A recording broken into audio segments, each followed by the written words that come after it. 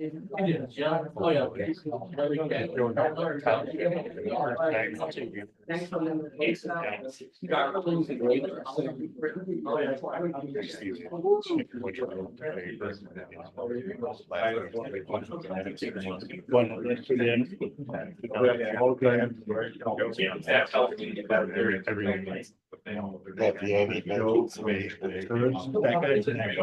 Oh, the other ball guy. Yeah. No, no.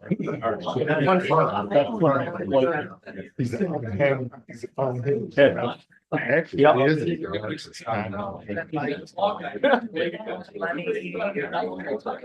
Lenny was here. Yes. Kind of guy makes you not want to be in there. He's really good. That's what he counts. I know. Meeting order. Please rise for the pledge and prayer. I pledge allegiance to the flag of the United States of America and to the republic for which it stands, one nation, under God, indivisible, with liberty and justice for all. Please remain standing for the prayer. O Lord God, we come before thee in prayer, acknowledging the blessing of government administration. Thou art a God of order and hast blessed us with the establishment of governing officials to provide civil harmony and concord. Be with us in this meeting and give us strength and wisdom to pursue goals which please thee. Grant us the courage to support those things which are right and according to thy ordinances, for we ask it in God's name. Amen. If there's anybody here that would like to recite a prayer, this is the time to do it. Roll call. Vitamin. Here. Darga. Yes. Bailey. Here. Chapa. Here. Colleen. Here. Rule of the agenda, any additions or deletions? You have part of the childcare budget approval, there is also, and there's a copy of a page on your thing, approved purchase software equipment. So that's kind of a twofold item there, and then also a vehicle purchase Or would be a new one, number 6, basically. For the sheriff's number, sorry. That would be number 8 if we're gonna use 7 as the computers. childcare gonna have part B. Number 4 is childcare fund budget approval that, like I said, it kind of goes. Oh, we can along- go, we'll put it on that then, okay. And then The so we vehicle need purchase 7 for is what? the sheriff department. Number 6. You have 6 as budgeted. Oh, I'm sorry, 7, yes. Vehicle purchase for what department? Sheriff's department. Sure. Have a motion to approve the agendas. Yes, so move Amended. with the 2 additions. Support. Motion support to approve the agenda as amended. All in favor? Aye. Opposed, motion carried.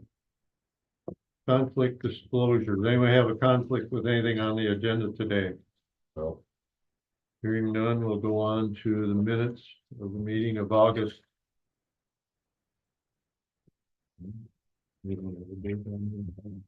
August 9th? August 8. August 8th, 2024. So move. support, Motion support to approve the minutes of the meeting of August 8th, 2024. Any discussion? Not all in favor? Aye. Opposed, motion carries. Treasurer's report. Al? Hi, good morning. Okay, so July is the beginning of our budget year. Revenues always look a little slow in July. We begin tax collection. So there's no spreading of the county appropriated amounts until August. So there is no taxes collected for July of 2024. The total of revenue for July 2024 was $43,258.57. So that is also our year to date. The total expenditures for July, $470,533.71. Also, the year to date. The change in equity fund then is a negative $427,275.14. The difference between expenses and revenue for the month. And our checking balance in the general fund was $1,105. 1 million. I'm sorry, it is $1,105,555.22. That's better. Yeah. Like I said, everything was normal for expenditures and revenues for the month. Just as far as a little breakdown for what happened in our office. For the month of July, we began collections for the summer 2024. Everything's going well. We collected and spread the first 2 distributions from the township settlements. So you're gonna see that on the August report.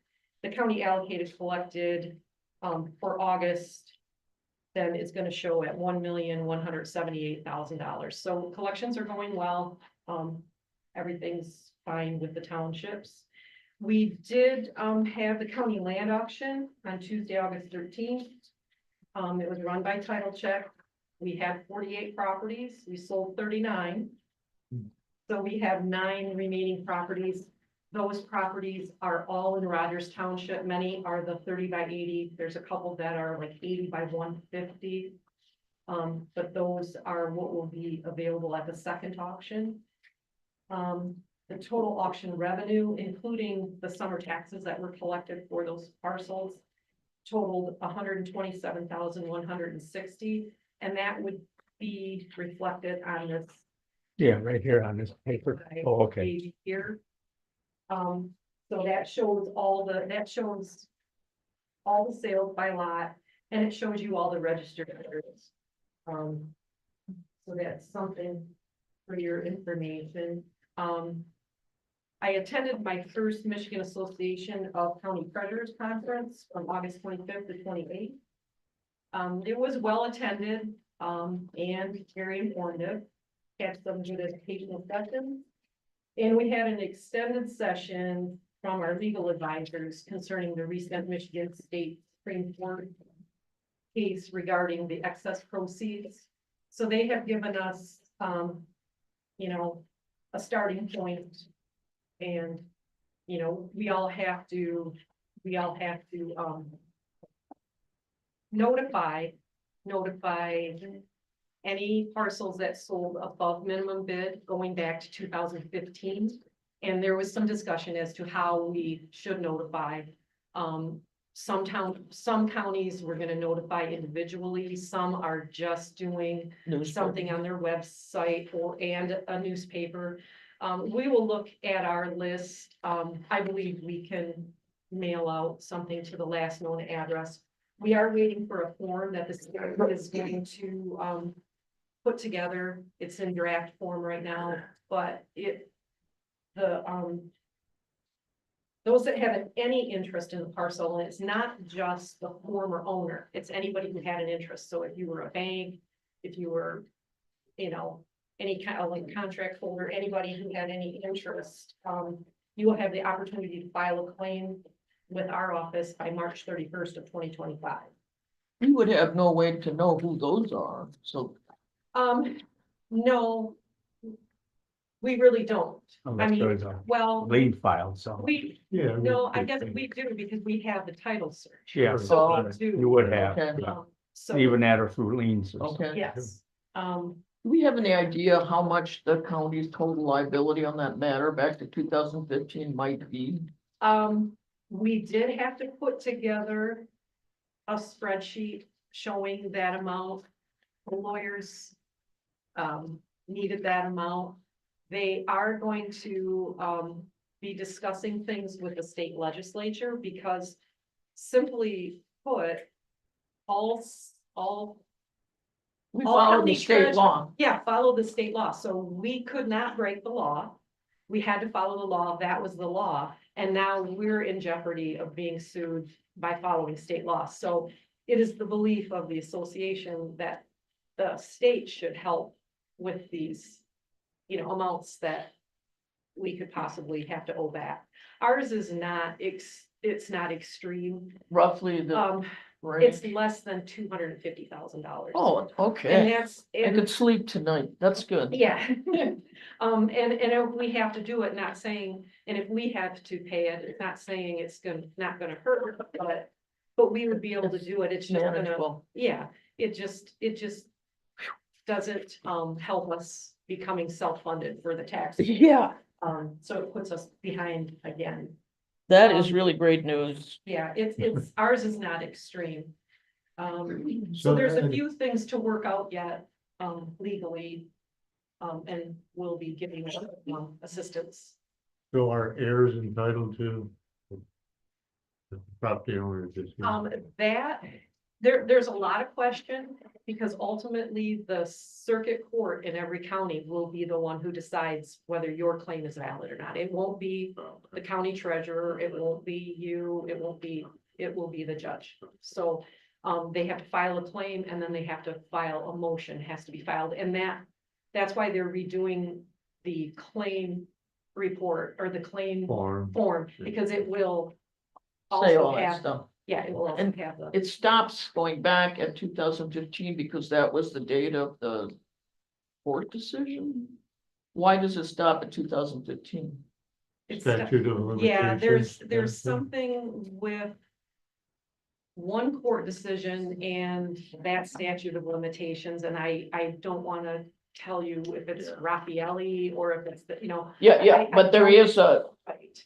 a bright And red it- line and we don't yes. have to go worry about Yes, and it's. 2002. And that line was set by the state Supreme Okay, Court, so it great. shouldn't Okay. be, Yep. any question on that one. And then also in our packet is the foreclosing governmental unit report.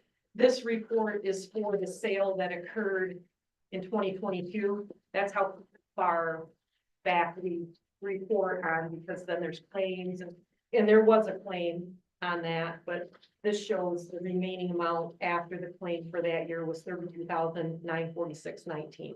So that's one of the years, that we won't have, we've already paid our claim. Right. For 2022, so, I mean, And as time goes forward, we're going to always address that at the time of sale. yes, we have been paying out claims since the 2021 Mhm. auction. Yeah. So the 21 auction, the 22 auction, the 23, and now the 24, we Yeah. have claims. We do have claims for this year's. And those will also be sent up to circuit court. And Gotcha. that will all be decided there as far as the amounts. So that's what I have for now. And any other questions? If not, motion receive and file. Thank you, thank you, Bill. Support, that was very helpful, Val. Yeah. I have a motion and support to receive and file the treasurer's report. Any more discussion? No. All in favor? Aye. Opposed? Motion carried. Citizens appearing before the board. Start left to right. Second row, left to right. Your left, or their left? My left. There you go. I got the gavel. I was, guess I'm being pointed at here. Randy Smolinski, Supervisor, Rogers Township. There's a few of us here that have some concerns regarding short-term rentals in our township and in the county. We had a township meeting last Monday. A couple of guests, requested there to speak. We also had Commissioner Heidman as an invited guest. We've had some discussion about some of these properties that are not being properly controlled by the owners or the property managers. And at this point, I don't believe the township has the wherewithal to enforce this. So we're asking the county to look into this and see what they can do about it. Our board discussed it and we passed a resolution to support the commissioners and help them if they need it to get something taken care of on paper to establish an ordinance to control these businesses. I'm thinking that you're going to hear some more comments and further description of what really is going on. Thank you. Rogers Township don't have their own zoning. Correct, it's under the county. Under the county. Anyone else? Did you want us? Oh, okay. see what's going on. I mean, I'm aware of some of it in Ockett Township. Could you speak up, please? I'm aware of some of the problems we have in Ockett Township also. One in particular is the lane 8, lane 9 area, where there are many short-term rentals that are not managed properly. I was working out there about 2 years ago across from one of them. And at one point, there were 25 vehicles and a camper in the front yard of a 3-bedroom home. And they were trampling over other people's property. The neighbors have been complaining to the township, and I'm also a member of the planning commission, and the planning commission has not been able to get anything done, so I guess they want to appeal to the commissioners to see if there's any other route we can take to get something in place to regulate some of this. I myself have been in the resort business for 51 years. We have short-term rentals of a different type. So I'm familiar with turnover, but we are on site. We live there. We manage it ourselves. We know what's going on. We have regulations as to how many people can be in a unit. They're regulated by the state health department. The local or I think these short-term rentals should also have some regulation by the county or something to control the influx of people that are ruining the neighborhood, basically. So I just thought I'd throw a little bit in there. Okay, I'm Jane Kroll. I think most of you I know. This kind of started with Julie, my neighbor. We have now, 4 VRBO rentals on our road, 1 around the corner and 2 that are kind of questionable. 2 of them sleep 15 in a 3-bedroom house. So there are beds in the basement, beds on the landing, beds everywhere. The other one is an old trailer house with an addition on it. Is that the one that sleeps 15? One's 15, one's 14. Yeah, they're the lower of the numbers. So, there's another small one right on our corner that's a little 2-bedroom that sleeps 5. I know when somebody rented that not real long ago, the septic gave out after the first 2 days. So we don't know what's going on there. We've had to put no trespassing signs up on our property because people are wandering. And my issue is, I don't know how to get a hold of any of the owners. Two rentals, the owners are in California. One is in Alaska. And actually that one from Alaska is just a little 2-bedroom and that's been there for a long time and has not been an issue. Well, I guess it has been actually this year. Well, this year it's been an issue, yeah, because there was a fight there, I guess, the other day. So we're a little bit concerned because we've only got roughly 40 houses on the lake on our road. And at least 4 of them are known rentals, so there's 10% of our neighborhood. We've had some issues with fireworks at midnight. I've had some personal issues with people cutting up through my yard. When the water's high, they don't want to get their feet wet, so they come up through the neighbor's steps, across their yard, across my yard and down, and they just don't seem to have an issue with that. And I get that, people are on vacation, they're not necessarily brain engaged. But I think there's a lot going on, and it certainly isn't just Rogers Township. Obviously in Akiak, there's issues, obviously here. There's concerns about safety, there's just a lot of issues, and I think it warrants some conversation before this gets kind of out of control. I think we're better off to be proactive than reactive. So I think it warrants some conversation about how we do that. Our township doesn't have the wherewithal to do their own zoning ordinance like Presque did. Presque Township's got a great ordinance. They charge annually. I'm not suggesting that's right, but that's what they do. They bring in about 10 grand a year. You have to pay an annual fee. They're inspected, so the rental unit is safe. It's got smoke alarms. It's it's safe for visitors to be there. You have to have a local contact person. So when they shoot fireworks off at midnight, I can call somebody and say, your guests aren't behaving. These are guests in your home. There's just a lot of things going on, and I think it warrants more conversation than just everybody kind of having issues, but it never coalesces anywhere to get resolved. Yeah, as Jane mentioned, I'm Julie Sangaris, and I live down the street from Jane. We, So we went from the one little stone cottage having, really low occupancy and pretty well occupied from, from thaw to freeze. But really with delightful renters. I mean, we run into them on the, walking down the road or riding their bikes, and everybody was very friendly and not, they didn't impact the neighborhood. And our neighborhood, John's here from the neighborhood, we're a pretty welcoming neighborhood. My husband and I bought almost 10 years ago and have lived here full time, I think 8. And we're just a tight knit group. But as these houses are changing over, what was once occupied by 2 people and a house that was once occupied by 2 people and would expand, like all of our houses expand in the summer periodically for 10 or 12 people, but then would reduce, is now being occupied by 10 to 12 to 14 people, almost on a weekly basis if it's fully rented.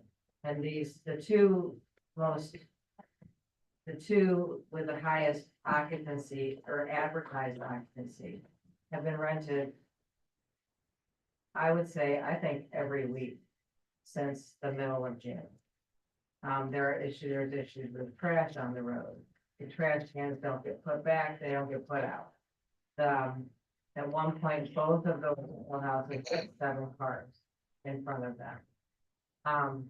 To which the one owner responded, yeah, I can see that on my camera, and that really troubles me because I'm trying to be indiscreet. And I don't know why he's trying to be indiscreet. It's publicly advertised as a rental property. But that is also a house that is 3 bedrooms. I'm sure the septic field was designed for 3 bedrooms. The trailer house, that septic field's gotta be dating from the 50s. And it's gotta be lakeside, because And it's all gotta be- parking is out front. And I think the other one is lakeside too, because their well is on the roadside. And it's only a 50-foot lot, 50-foot wide lot. The one where the septic failed, I spoke to the prior owner this week, and she said that when they sold it to people that also bought their bigger house, they said they didn't have a functioning drain field there, and that it needed to be pumped every year. Now, it needed to be pumped every year for them, and they had their kids there maybe 2 weeks during the summer, with one family in that unit. So we're looking for help. We have neighbors on our street that still work. In fact, when the fireworks went off, my husband got a text at 12:15 in the morning from our neighbor across the street, who's a DNR officer, saying, hey, can you cut it out? My wife has to get up at 4:30 to go to work because we had guests, and we had his old co-workers up. They're a loud bunch, but I always make sure that our neighbors can't hear them. And apparently I'm the only one that thinks they're a loud bunch because our neighbors don't. But it wasn't him. And so he responded back and said, it's not an and he called the owner the next morning and said, hey, we've got fireworks going off. And this was the 3rd week of July. So it's not any appropriate time or legal time to have fireworks going. What road is this on? This is Beach. Yeah, it's by Manitowoc Beach. Manitowoc Beach, Manitowoc. past Yeah. Lake Stretch. It's between, what's right off of Oak or Cedar, right? Oak and Yeah. Cedar, yeah. Oak and Cedar? And Yeah. the one that has the most, Troubles. well, I'm with Jane on this. I think a lot of people are just kind of clueless. I don't think there are any, so I've rented a lot of property around, the Outer Banks, North Carolina, where the houses are designed to be rentals pretty much and sold as rentals and out for skiing out west. And whenever we go, I'm kind of the rules person in all of the groups that we travel with, because that's just my makeup. And so I always read all the rules and I'm like, okay, guys, you gotta shut up by, you gotta get up by this, you gotta do this on clean out day and all these things, and don't touch this and do touch that, and here's the Wi-Fi password. And we know because one of our other neighbors rented those two houses that are owned by the same couple from California. Who are very nice people, but they're not there. That there aren't any instructions, that they didn't have access, they didn't know anything. There were things disclosed on the website when they signed their contract, but they weren't in the unit. I have no idea, the people that started renting that have 13-person occupancy, that's the old trailer house. I think they just got in a jam and decided they were gonna start renting. Because it doesn't appear that other than getting some boxes of furniture, that they really did anything to make the unit rentable. So I don't know whether or not there are rules. Now, there's one at the I know, I get all confused in my directions, the north or the east end, or what would that be? The north, or which way? The east? East? No, the other way, towards you. West. West, okay. There's one towards that end of the road, and that appears to have been done very mindfully. I wouldn't surprise me that they have rules, although I don't know. And I don't know that their neighbors have had any problem with them, but they're also advertised as being a 3-bedroom unit that's occupiable by up to 6 adults, and I think it's a maximum occupancy of 7, where the others are 3 bedrooms with a maximum occupancy of 13 and 12. So it's not so much the use, although that's troublesome if they get to be so numerous. But it's certainly the overuse. And I'm concerned about the septic fields, I'm concerned about the noise, I'm concerned about the trash. I'm concerned about people walking on our lawn, which my husband actually escorted 2 kids across. That kind of wandered up there 2 days ago. That were not kids in the neighborhood that we knew. So it's just, and in order to get to where you're walking in front of, on the top part of our property as opposed to the beach, you're now walking through our neighbor to the east within 10 feet of his bedroom, and our neighbor to the west within maybe 15 feet of her living.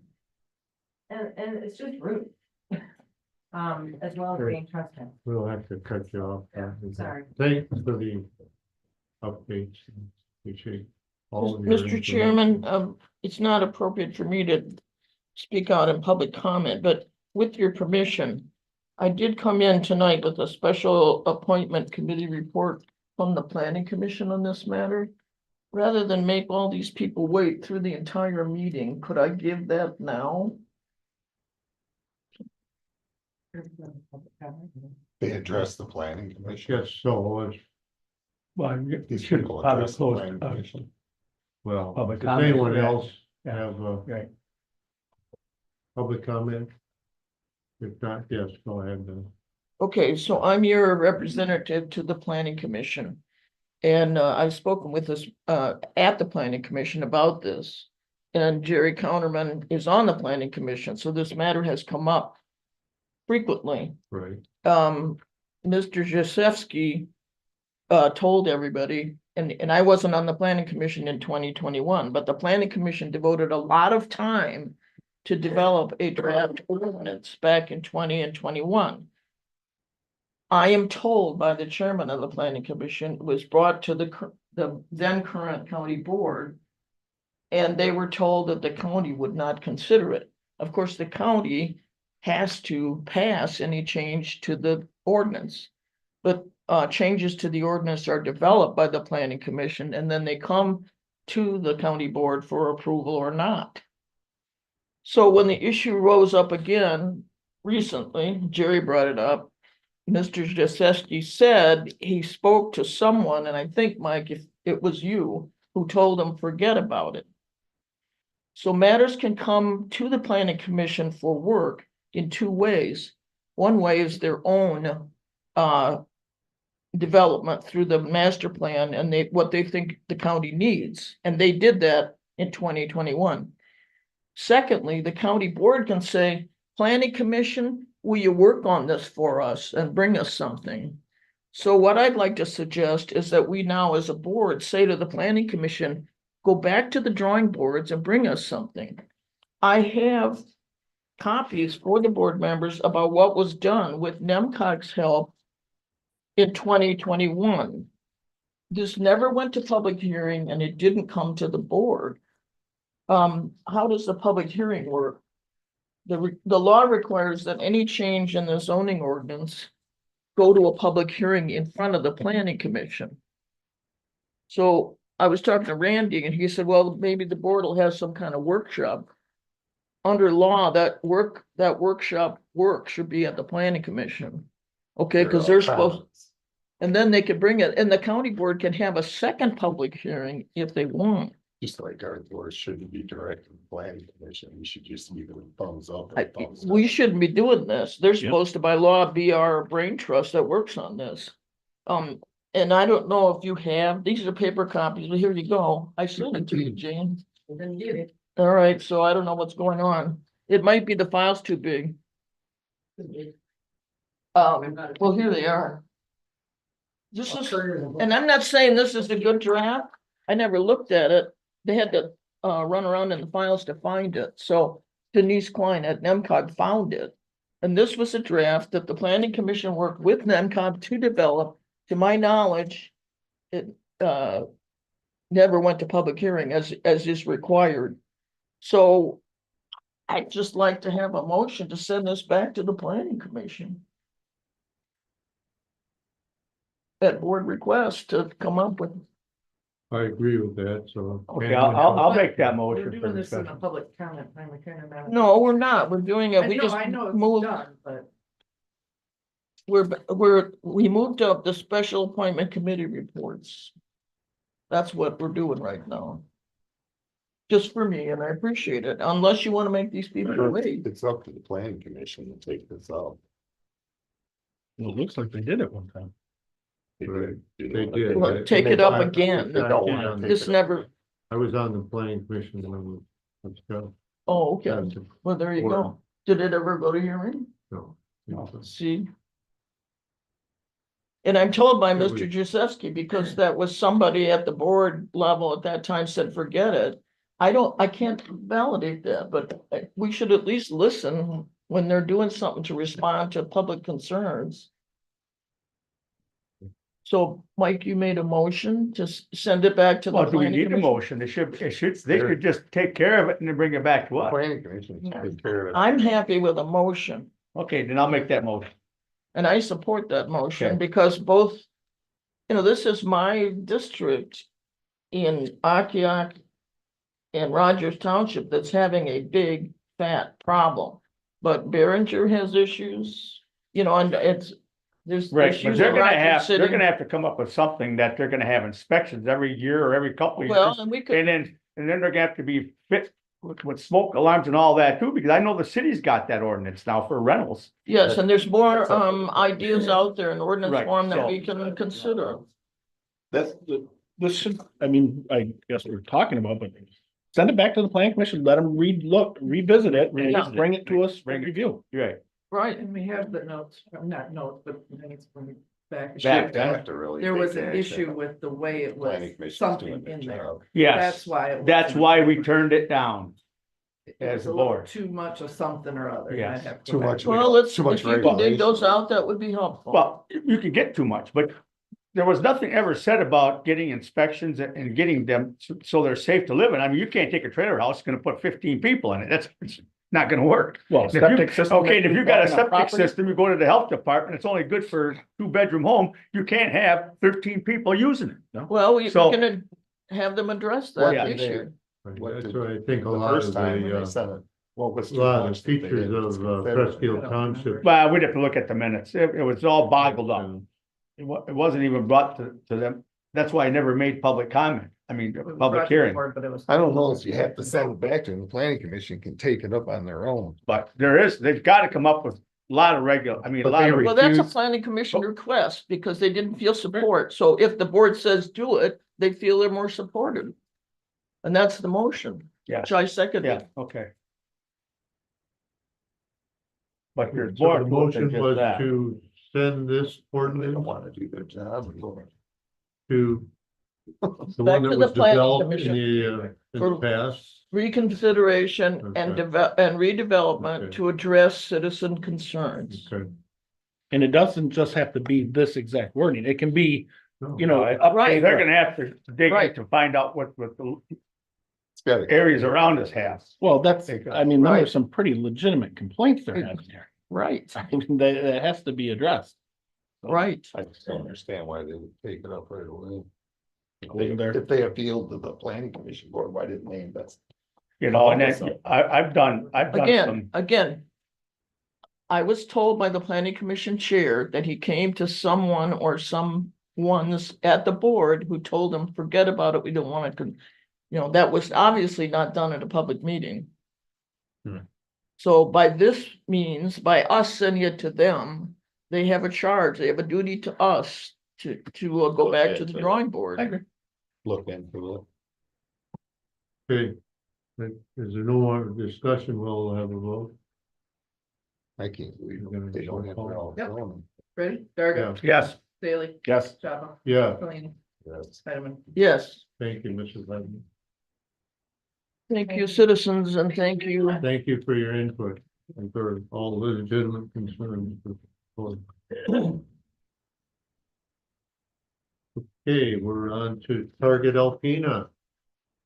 I'll just stand at the end of the table, if that's okay. That's It fine. will intimidate anybody. No, You're you're too small. I know I'm not. You have a- Yeah, so you all have my written report here, so good morning, everybody. I'm not gonna read you the report here. I know I tend to be a little bit wordy, but I'm just gonna touch on a few things.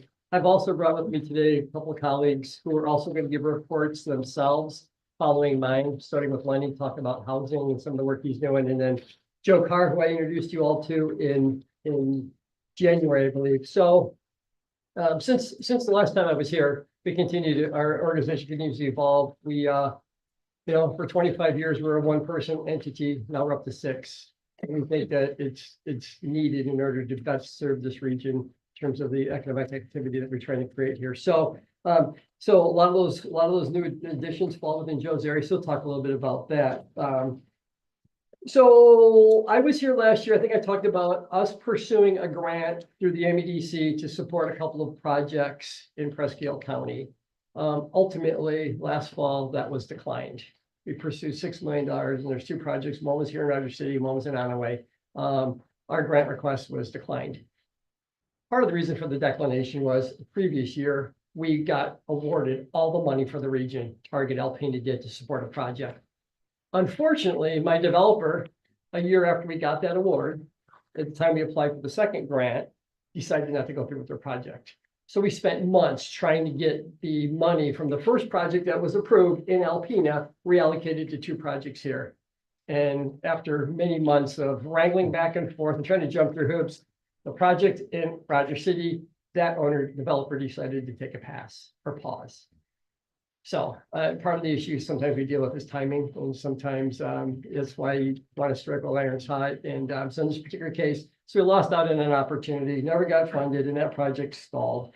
There are other requests. The one for Onaway, because it stalled, never went anywhere. Onaway pursued another path for a Spark grant and was able to get the money they wanted for their trailhead project and their pavilion. So good on Kelly Stockwell for making that happen. Right.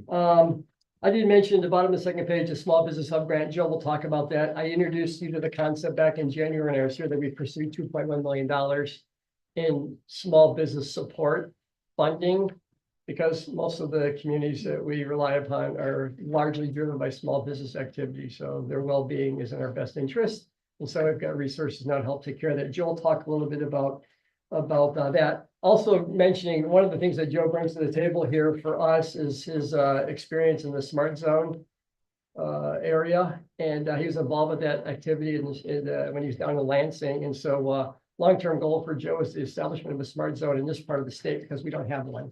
And we do need one. And I think if we're going to have one here, while it would be centered in this part of the state, it would serve the entire region. So even if it was ultimately, again, so anyway, we're pursuing that. That's a longer term goal that Joe is been tasked with. And we've got some good unique opportunities that potentially could be the genesis or impetus for the establishment of the smart zone here.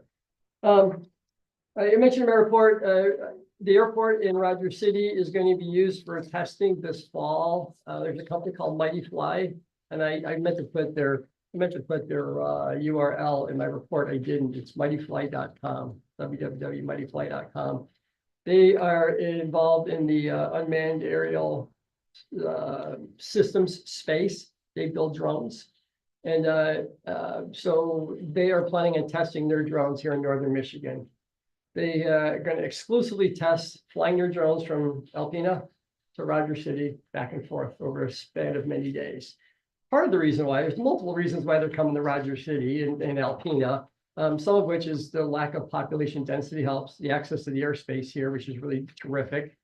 And then also because there's fewer eyes to see what they're doing, and they don't want their proprietary technology being observed by others, because they're still trying to create this. But Jim Makowski, who is a former base commander in Alpena at the CRTC, he's the guy who heads up an organization in Michigan called the MUASC, Michigan Unmanned Aerial Systems Consortium. I serve on that board. Jim is the guy kind of driving this activity for the state. The MEDC has brought him into their organization, also assist in creating, trying to create an economic area associated with this sort of work and activity here.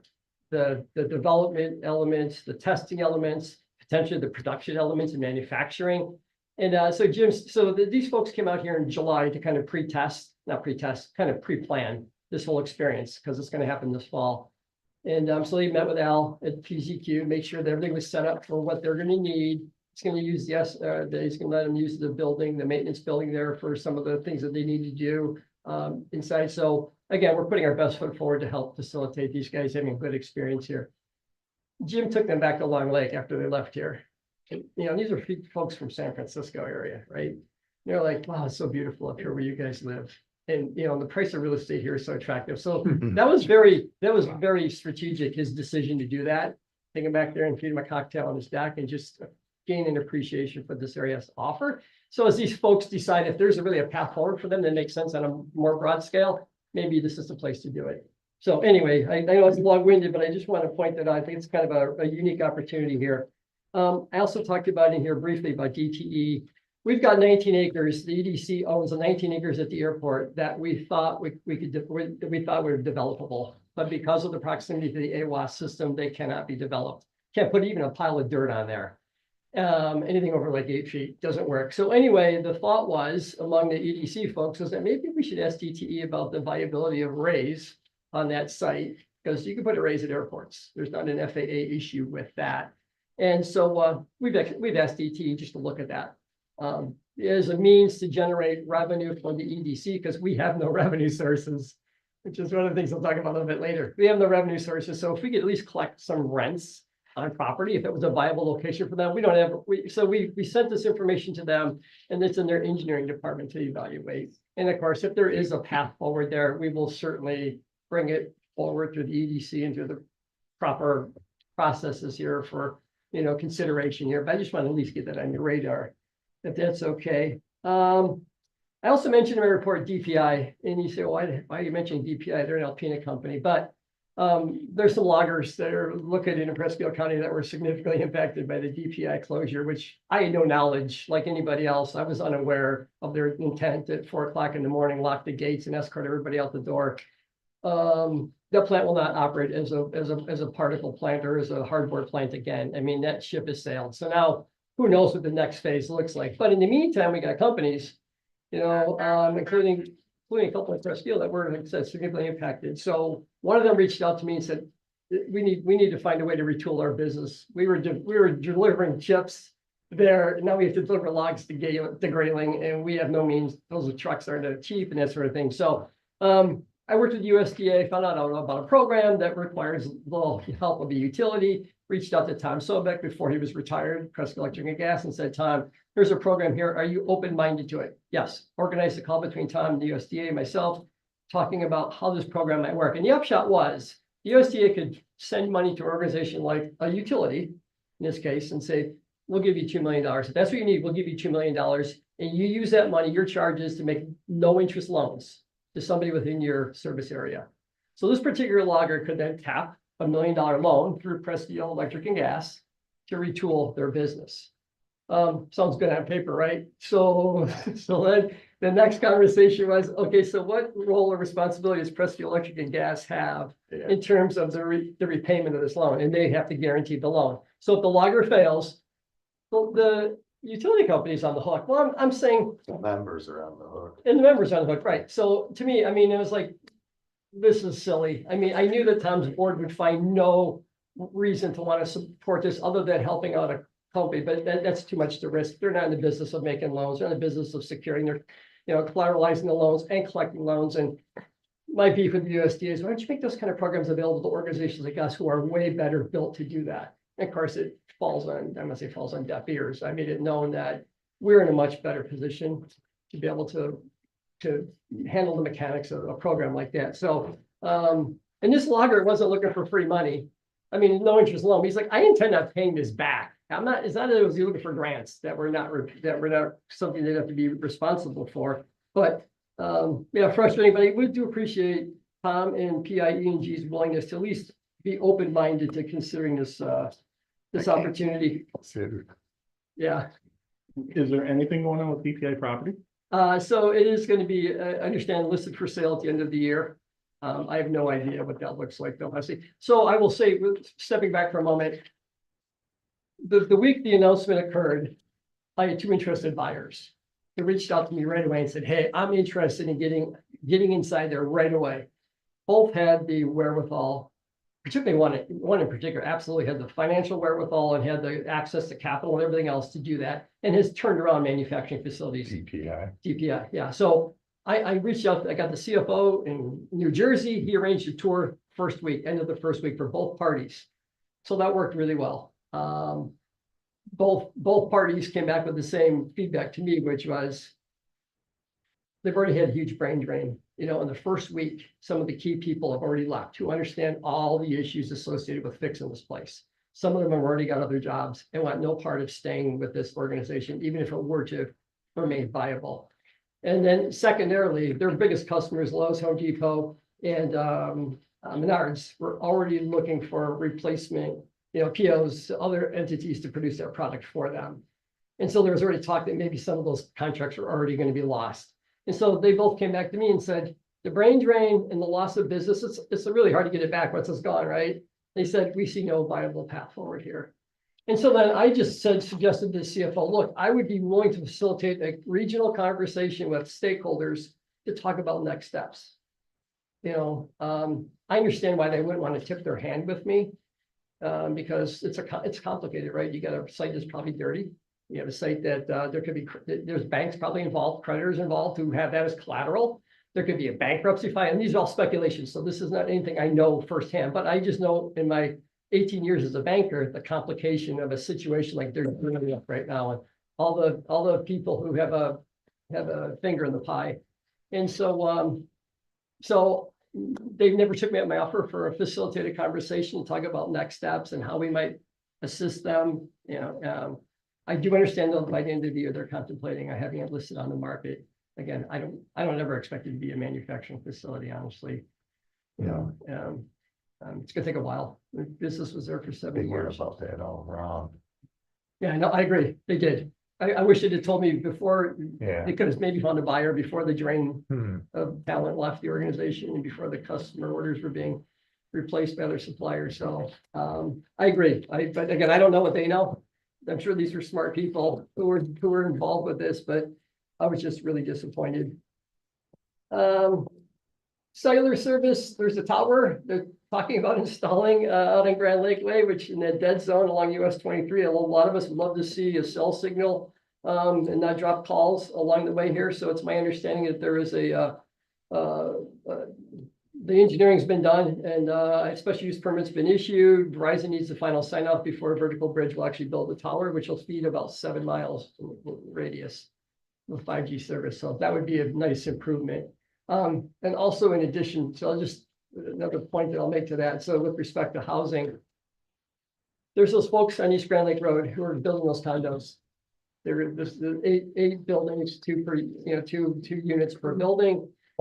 They couldn't get any pre-sales, so they elected to take that leap of faith and build three buildings, 6 units. And they did that this spring, and so I went and met with them 2 weeks ago. It's great to have somebody building something on a speculative basis in our area because of need for housing. Notwithstanding all the issue with short-term rentals, which is further complicating matters, just taking those out of the stock and inventory. So the gentlemen or the developers who are building those condo units have six units constructed right now. 2 of them are pre-sold already. Wow. Third one's under contract, which now is allowing them to potentially think about building the next 2 unit. And when I was there at their property 2 weeks ago, just to walk through the unit, there's no cell signal there. It's SOS on your phone. Yeah. You know, and I'm thinking, if someone's gonna spend $450,000, $400,000 to $450,000 for a condo, we've got to have a cell signal. I mean, they'll sell them without that, but I mean, the reality is it'd be easier. If you pulled in there and took out your phone and saw you still had 3 bars, right? But again, I'm glad to see housing being developed They here. wanted to put 8 units in there, but they were trying to get the road commission to give up some of their roadies. They were trying to squeeze more units out of less land. I'm just glad to see somebody building good housing situation. Lenny will touch on that here momentarily. I mean, it's an issue that I deal with daily. So in that regard, I'll just now touching on Alpena a little bit here. And the reason I can talk about these projects in Alpena is because they do somehow have an influence over Presque County. And the first one I want to talk about is a developer who's going to, who's got a purchase agreement into the city of Alpena to buy 10 acres. He's putting 60 independent living units across the road from 60 assisted living units on the road to nowhere. There's a road, if you're coming north out of Alpena, there's a paved road that goes into the woods and stops. Their project will start there. 5 acres on either side of the road, independent living, and then assisted in memory care, 30 and 30. So the thing that's great about this project, this is a $50 million bill. This is $48 million is their estimated cost to build this. They did a feasibility study, engaged a national firm to do a feasibility study, taking into account 4 counties, Presque, Alpena, Montmorency, and Alcona. What's the demand? What's the need based on the demographics of those 4 counties for a project like ours? And the need was significant. This will put a small dent into the long-term need that the study suggested exists or will exist over the next 10 years. So these folks, they've built 3 of these projects in Michigan. They're building them all over the United States. Wisconsin, they have several projects around there, but Alpena was on their radar. And the reason I even mention is because, again, Presque was part of the study area. There's no independent living within 70 miles of Alpena or where this project would go, none. And so the fact is, if you could get seniors who don't want to live in a house anymore because of the maintenance and that sort of thing, can sell their houses, 68 units, move into an independent living. And he called it a kind of a land cruise because there's meals there, there's pickleball courts, beautiful, a lot of social programming designed with this in mind. And so I say, so it's great. It's one small step to maybe help deal with some of the housing shortages we're facing around the area, because again, they could free up potentially 68 homes as folks migrate in there. So anyway, there's a lot of work to be done before this becomes a done deal. There's a lot of work that we still have to do in order to bring this project to a ribbon cutting, but developers committed to Alpena. This is where their sites are set right now, and purchase agreements in front of the city at the city council meeting Tuesday. I'll be there to present on their behalf. So anyway, again, small impact potentially for It's the, Alpena city owned property. Yep, or that is. the county owned? no, it's Alpena City. Yep. Yep, and then there's, so the balance of the land that's there is being pursued by a housing developer for the other 50 acres that's undeveloped there. And so that particular person's gonna be in town today, meeting with Lenny and I to talk about their project. And so again, a lot of work before that project comes to light. So I don't want to take false hope here, but the reality is there's a lot more eyes on our community. And that's great. If its eyes are on our community, it certainly benefits this county as well in the proximity to Alpena that Rogers City on the way represents. So I did mention toward the end of my report, CDC, EDC. I've talked about this issue before. You're probably tired of hearing about it, about trying to figure out, do we need both? We don't believe we need both. We brought in a lawyer who's helping us map this out for us as an EDC and for the county to talk about how we might, bring these 2 organizations in my mind to a single organization, and then potentially then look to figure out how to migrate the CDC funds that are still sitting out there. There's a little bit of pool of money out there. Again, we don't have any money to work with at the EDC.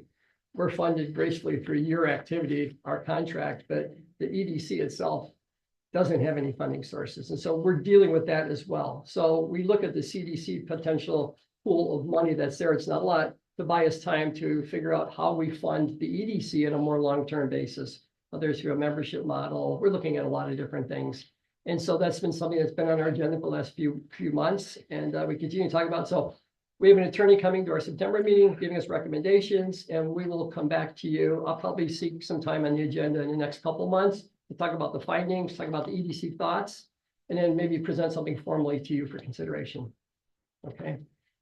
And then I told these guys last night, I was gonna go 7, 8 minutes, and then each had 5, but anyway, past 7 or 8 minutes. Yeah, you were there. Okay, so I guess I'll stop right here. Anybody have any questions of me? Any questions of me? I guess the one thing I saw that we can probably forget about is the veterans cemetery. Yeah, I think that, well, Lenny, I don't know. I wouldn't say forget about it. Yeah. It's you know, it has to get past this election. I'll have to talk a few seconds about that. Ken Cabot, wants to bring some type of veteran cemetery. It may not be a national cemetery like we were hoping for. And we fought like hell. And, you know, the guy who proposed the bill, I flipped him. And if it had not been for the military pushing it through to Grayling, it took it out of my hands at that point. So I think we can make another run at it. If Cam is successful to keep his seat, I think we can make another run at it. Maybe it might be a little bit smaller in project and size and scale, but you know, that's something, it's beautiful property out there and I would love to see that dream come to reality.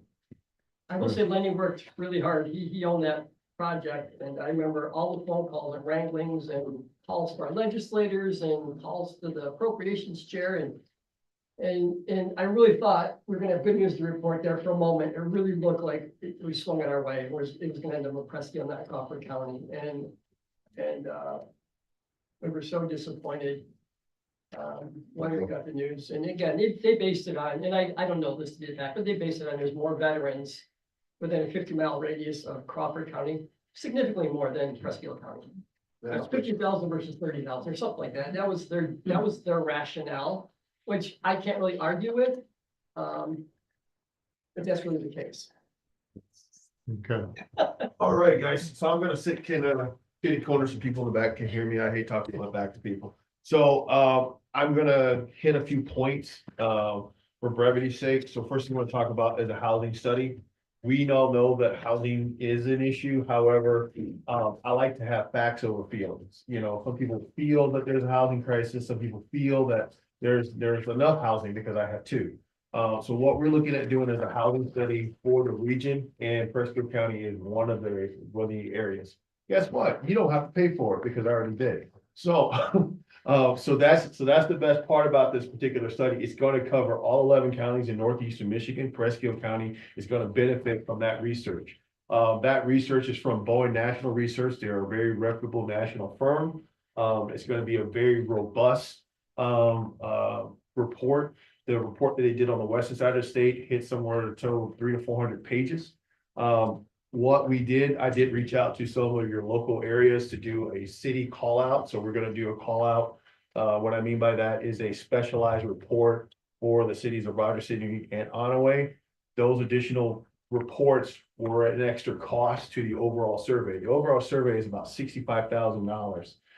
And we were able to, like I said, buy in bulk. Because if you were to do a survey for your particular county, it could come somewhere between $10,000 and $15,000 just for your county.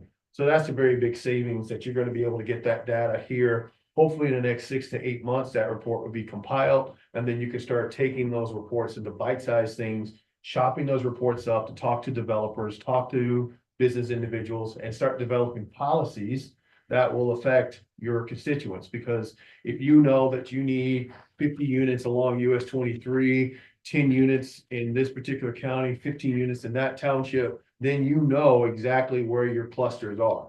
You know, we can talk about the health of your community as far as Airbnbs. There are different things that you can do.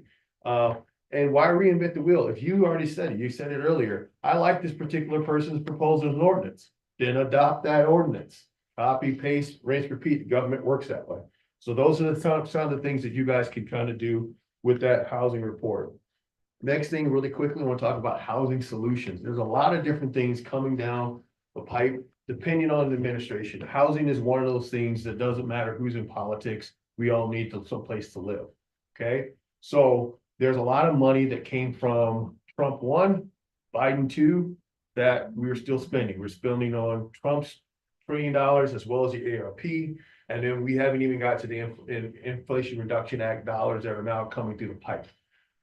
With that said, there's a lot of housing grants.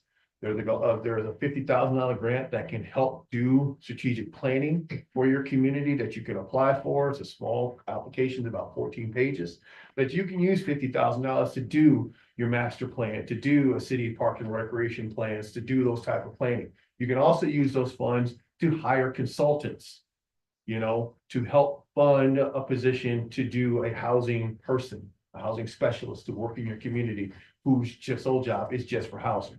So that's also there. I had an opportunity to meet with your treasurer to talk about some of the other solutions with the state land bank, as well as the neighborhoods grant through the Michigan State Housing and Development Authority. Those grants and those opportunities are available to you as units of local governments. I did speak briefly, and I would love to follow up the conversation. I know that your senior center here is hurting for getting their roof repair. You know, those are some of those programs and dollars that may be able to access to help with some of those programs. That might be something that you might want to take a look at. Next, I was also made aware that there's some concerns about your Good Top Manor, maybe looking for different facilities or expanding those particular facilities or looking at areas. Those are some of these things that you guys want to kind of, you know, see what's coming, kind of get ahead of it, and looking at from your senior services state of health and well-being. You know, Northeastern Michigan, the average age is about 58. If we want to start seeing businesses increase, Joe will talk to more about that, that you want to see more people pushing strollers and less pushing walkers. So you've got to look at the health and well-being of your community as well. That wasn't disparaging, that's just economics. Absolutely. It is, the tax bases, you eliminate Airbnbs, you have people that don't pay taxes. If you have tax abatement sales, people buy that second lot next to you, guess what? You can only tax the owner one time. If he buys that second lot, that's, you lost a taxable value. It's all numbers, okay? So we understand that, we're all smart people. Last thing I want to talk to you about is supports. Target is here to help you with the supports that you need. I don't know what I don't know. So if you don't communicate and let us know that you have an issue, you have a question, you have a grant, you have an idea, throw something against the wall and we'll see what sticks. You know, we have a contractual agreement with you, but like I said, if you don't reach out to support and say, hey, I have a question, or hey, I would like to do this, or hey, is there a grant? I cannot tell you how many times a good conversation starts with, is there a grant for this? You know, so I have a couple of cards I want to give you guys, and I kept my comments to 4 minutes and 32 seconds. There you go. Thank you. Thanks. All right. Thanks, Lenny. Big problem is affordable housing. Well, you know, that is a thing, you know, but it all comes with what your level of comfort is. There are programs that are through the state of Michigan that will fund what's considered low to moderate income housing. And let me explain that before everybody's head explodes. A $60,000 master's of social work employee, $60,000 is considered low income to the state of Michigan because the average income for the state of Michigan is higher than $60,000. So $60,000 is considered about 80% of average median income, meaning what they do in their values. $60,000 a year is still low to moderate income. So if you say, I want to target 80% of AMI individuals, you know, you're talking about $22 to $35 an hour employees. If you're making $32, $35 an hour living in this community, you're living high on the hog. Okay. So there's tons of housing solutions. You just got to be willing to say, okay, we're going to do that. This is what this housing study is going to do, because we got to educate our community. Because when they hear the word low income housing, they think, you know, the transients, the individuals who are living off, off of government assistance. That isn't. They're your working people, they're your working staff, they're your middle class. I have a house on the lake. If I were to refinance my house, I wouldn't be able to afford my own home. That's crazy to me. My home has so much built-in equity. I own my house free and clear because I paid $30,000 12 years ago. Now my house is worth over $275,000. I'm not touching that equity because my kids need to go to college. So, but this is some of the things that we're looking at and how crazy lake property is being gobbled up from people who are like, from the Zoom boom. You guys got me talking. I'm getting All, I mean, not just lake. Right. Yeah, all property, Yeah. exactly. So you're up. Morning, everyone. I'm Joe Carr. I'm the Small Business Development Director for Target Alpena. As Mike mentioned, we were the recipient of a grant from the MEDC for the Small Business Support Hub, $2.1 million, which includes $400,000 in direct grants. And we're able to serve 5 counties in the region, including Presque. And there were 80 applicants, 27 were awarded, and we were one of three that received the full funding, our full funding request. So now we have 3 people operating in Presque County, Anna Sangster, Tim Rogwelski, and myself. And this grant allows us to provide a variety of different programs that are going to be available this quarter, including an innovation lab, which is going to help work closely with 10 companies across the region and provide 12 months of support. The succession planning workshop for individual small business owners that are looking to potentially retire or sell their business so that we don't lose that value to the community. It'll help increase the odds and likelihood of selling the business, but also setting up the new owner for success. And then we also have a mentorship program, which is going to connect small business owners to individuals that have professional and personal experience that's important and valuable to share. And then we also have 2 funding opportunities. We're going to have our direct grant program, which will be available for more established small businesses, help them purchase equipment or essential services to continue their growth. And we're planning on doing 2 grant cycles. And then we also have something called the Here On Forward Fund, which pays for professional services like legal, marketing, website development for newer startup companies, helping them build a strong foundation. And then on top of these programs, we also offer one-on-one consulting, helping businesses navigate difficult waters and finding additional funding opportunities. So we have a schedule, a regional coverage plan that we rotate through different communities within the county and the region. We go out, we knock on doors, we get to know the business owners, try to understand what's keeping them up at night. What are they losing sleep over? So we visited Millersburg, Posen, Rogers, Onway, and we also try to seek out businesses that aren't necessarily in the cities themselves, so in the more rural areas. And as part of that plan, we also leverage our relationship with the SBDC to host a variety of workshops. Just this past week, we hosted one at Onway City Hall on how to fund your business. So through the end of July, we've had over 46 business interactions, and we've helped 2 of the companies apply for a nationwide grant opportunity that was $50,000. And we hope to hear the results of that soon. They said July, or they said we'd know in August, so it better be today. Those are Presque businesses. Those are Presque businesses, that's right. So our program, the success of it, we want to interact with small businesses. We drive them through our intake process, which helps us build a custom work plan to help them grow. And we identify which programming might provide the most value, and then get them ready for funding opportunities, whether that's ours or commercial loans or what have you. And we're driving these companies towards specific goals, improving their bankability, increased sales and growth, and then better connections with other small business owners and the broader community. I'd like to share a quick story from one of the companies. This summer, we helped a company in Onway apply for one of those nationwide grants. And we came in and sat down and helped them write that application. And one of the questions that came up as a part of that was whether or not they were working with the local economic development agency and how their experience has been, whether or not any value has been provided. I encouraged them to be honest. We had only just started working with them, but they were very quick to answer and said that we had helped them gain confidence in how they conduct themselves in their business, help them approach it from a new perspective. And this was great to hear. And that's the type of anecdote we want to try to get from each and every client that we interact with. Thank you. Great.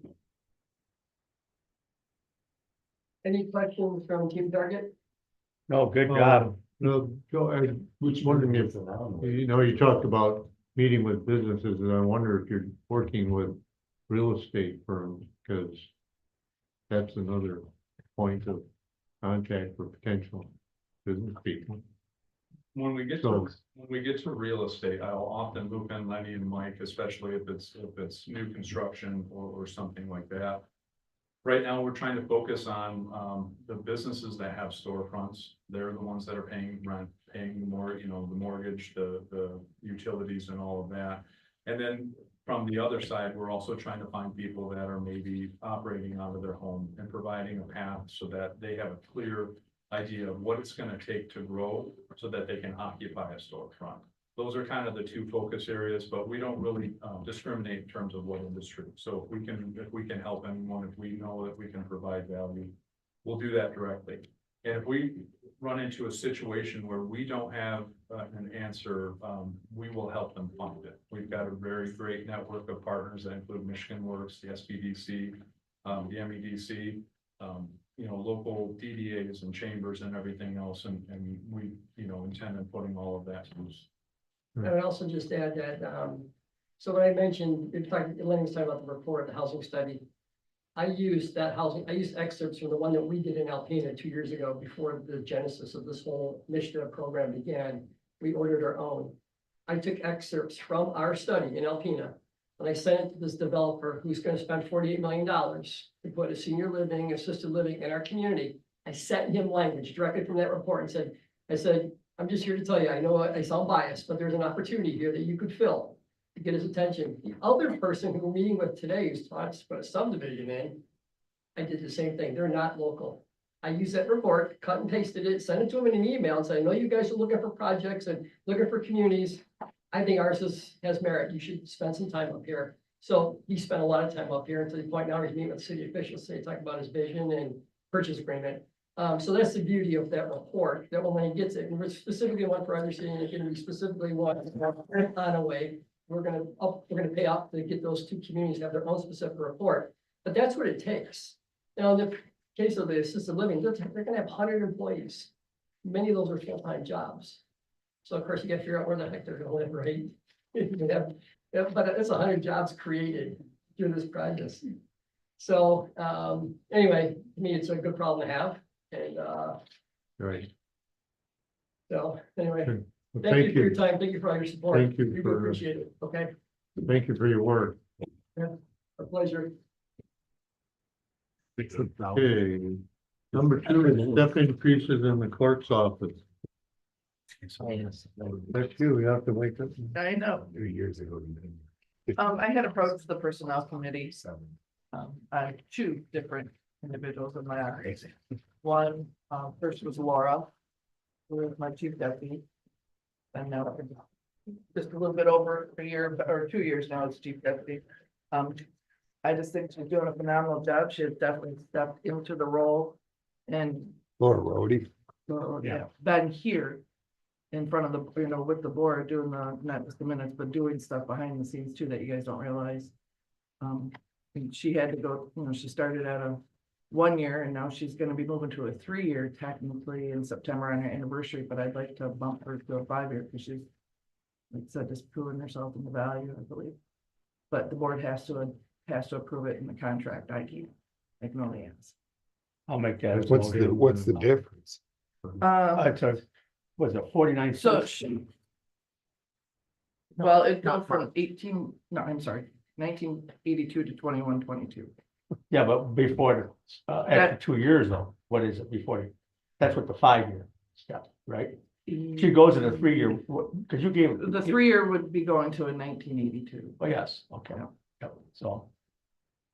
And I know the work she does, because I spend a lot of time in the courthouse, plus she helped out while Ann had, problems with her mom and now her dad, and Laura never gave it a second thought, never argued, just stepped in and did her job, so I think it's very well warranted that we should do that, and that's my motion.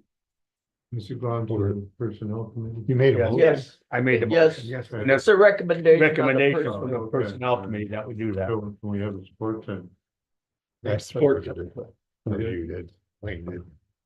okay, we have motion and support to approve the step increase for the clerks. For the chief deputy in the clerk's office. Um. Any more discussion? But it was approved by the. It was It was recommended, recommended, yes, it recommended. wasn't approved, we just All right, brought the recommendation here. Well, if there's no more discussion, we'll go. Darga. Yes. Saley. Yes. Chapel. Yes. Clean. Yes. And, Yes, Who was the other one? and the second one was Jennifer Prysock. She came over from district court, but when she came from the court to the office and went into what is now the union position. she actually took a She took fall. she took a drop in pay back to the start position.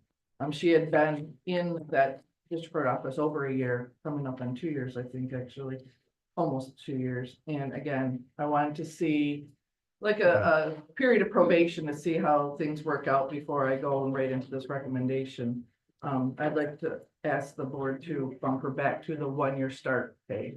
Not, I'm 1 year rate, not the start. Not of right, the 1 1 year. year rate, which is what she would be if she was still in that office So today. it basically holds her even to what, Yeah. so she's not taking a fall because she changed Well, position. Right, and if she was working in Yeah. district. And in the again, court, this she's came getting that. To the personnel committee And then- and we supported I'll that make the proposal. motion to bump. And they're both effective First year pay. September 7th, which is for one, Laura's anniversary. Anniversary date, date. And two, the beginning of the pay period, so it works out perfect. I supported Cliff's. So we have motion and support to approve the step increase in the clerk's office. Never did. Page increase. Ms. Frykon. Yep. Any more discussion? No? Sealy. Yes. Papa. Yeah, Yes. Wait a minute. Yes, Yes. motion carries. Number 3 is Emmett County DPW agreement. So, yes, and I had been back and forth. Gotta find the right one here, Andy. Before July 1, actually, and it dropped off both of our radars. Actually. But with the materials management plan being worked on and stuff like that, they didn't feel there was any changes required at this time. So the contract is identical other than the dates. There's no change in the rates to be charged like that. And it's 2 years and it It's starts 2 years instead of a July 3 year. Right, we went this Um, year. I mean, they've been operating on the other one, so it'll be effective now until the end of June. in- and by that time we should have a materials management plan, so that. Right? And- Fingers Yeah. crossed. Exactly, so I'll move. I support. We have motion and support to enter into an agreement with the Emmett County DPW. Franklin. Any more discussion? No, I guess we'll call it away. We're at chocolate. Yeah, Celine, Yes. vitamin, Yes, Darga. Yes. Daily. Yes. motion carried. Child care of a fund budget Okay. approval. Jennifer is here to provide it, but as I stated too, this is more of a formality. Absolutely. For the budget, we already went through the budget for the countywide, this is just for the statewide, which begins October for, October. yeah, so. Everything is the same except for, the on-call was added into the county child care fund budget if it's approved, and it's on the agenda next for the on-call wages for the juvenile probation office. That's in this budget, and also a software package where the state actually will pay the 75%, so there'll be an initial startup fee, the county would pay 25%, and the state would do the 75%, and then a month for them to the same thing. So they're the two additions in this budget. Everything else is the same to what we requested for the county. So the only changes are the on-call for the, Juvenile probation officer. yep, and And then then the the software. Okay, with those two changes, I'll approve the childcare budget. Support. Okay, we have a motion and support to approve the child care budget. Any more discussion? Not call the roll. Matt Tellini, Yes. vitamin, yes, Darga, Yes. Daily, Yes. Chapa. Yeah, motion carried. And second part of that was then the software. Well, that way, I just included that. No, that's the budget. This is now Yeah. approving to purchase the software. Oh, okay. Yes, All right. Software upgrade? it's not a, It's not. Just the it's not an system that upgrade, they it's use. a, It's a new, it's a new Right. product. It's a product and then they'll have a monthly. I think we but kind that of, gets reimbursed 75% too. we kind of have to do it. On it, Danielle is So- here too. I would make that motion. Support, Support. and motion support to approve the software purchase for the child care fund budget. Or child care fund. It's gonna be mostly for the juveniles, correct? Juvenile. It is a juvenile stuff, yes. Any more discussion? Not call the roll, please. Matt Heidemann, Yes, Darda. Yes. Staley, Yes. Chapa, Yes, Laney. Yes. motion carried. How much is the software package? So you got a sheet We on got a your desk sheet, too. yeah. The blue sheet, it It's is just- 3,500, shut up. plus sheet, 5 something. and then 500 599. maintenance. Yeah, $600. Okay, contract amendment, public garden, juvenile. Probation. Yeah, we met, personnel met yesterday with, Judge Stone. And, we're gonna recommend that we have a contract of, similar to what is going to be in district court for magistrate for the juvenile probation officer to be $125 for a 5-day work period when they're on this is call. when they're on call. When they're on call. And for our public guardian, it'll be $135 for a 7-day when they're on call. So this should be, take care of all the people that are on call. And we trying to handle them all in a similar way. Similar way. Because these people are, we don't have a lot of backup and they're on call, they can't go on trips or whatever else. So it is a burden and this gives a fair compensation for it. So, So is that a daily rate thing? No, no, it's It's a weekly. weekly rate. In And only addition what- to the, it's an amendment to It's the amendment current. Yep, their Yep. current agreement. Per week. That's it. Yeah, Yeah. Well, they get their regular salary. regular salary just to be on call after work hours. Yeah, call. and sometimes they're not called up and sometimes they're called up multiple times. So you just can't predict that. Yeah. But they have to limit their personal lives during the period when they have Yeah. to be available. So today we have a motion to, I would do, yeah. Want to do them separate No, I made them. I'll put it in there as two Oh, or? Okay, amendments. and I'll list it. I did it as a recommendation, but I can make it as a motion. Well, yeah. I recommend. yeah, Support. motion support to approve the Amendments. amendments to the contract for the public garden and juvenile probation officer. Any more discussion? Not calling in. Darda, Yes. Staley, Yes. Chapa. Yeah, Laney. Yes. Heidemann. Yes. motion carries. We did that. One Yep.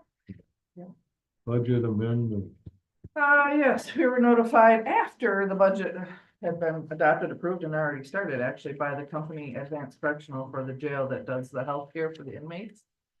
And it's no fault of the department.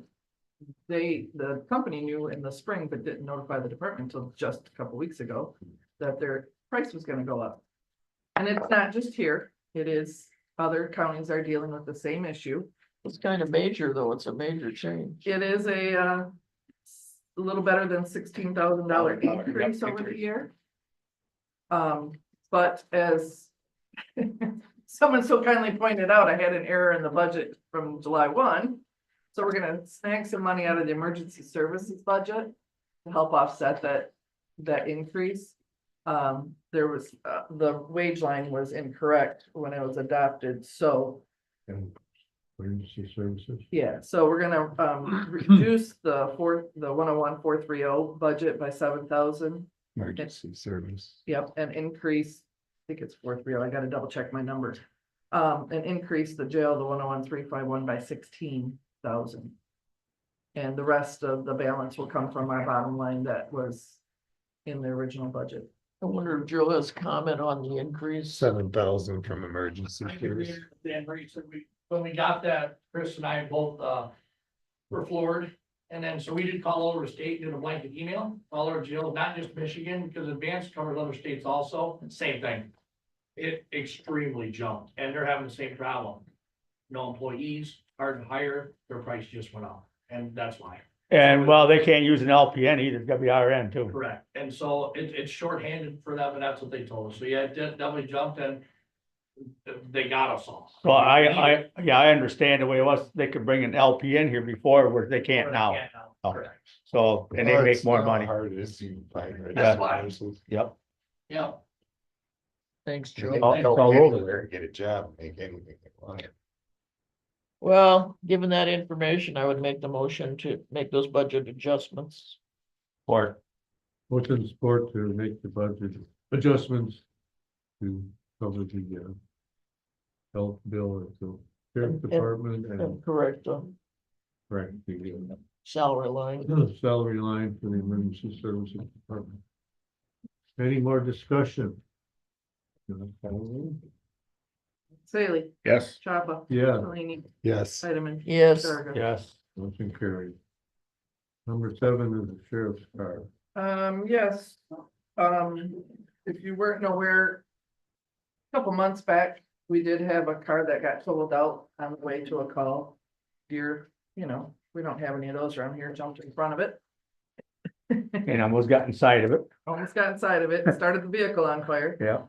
So it wasn't just a little damage that could be fixed. Our insurance, the way we have it right now, though, is on a lot of the sheriff's department vehicles that are inline road cars. Are what we called, replacement value, not just what your normal, you and I go to the insurance company, they'll give you X, which is about a third or 2/3. cost of, whatever the cost Yeah, is to replace. But because of the vehicles, not every vehicle in their department is replacement value, only some of those more inline cars. So So we, it's a car, car, car. well, This is, SUV. this is an SUV. yeah.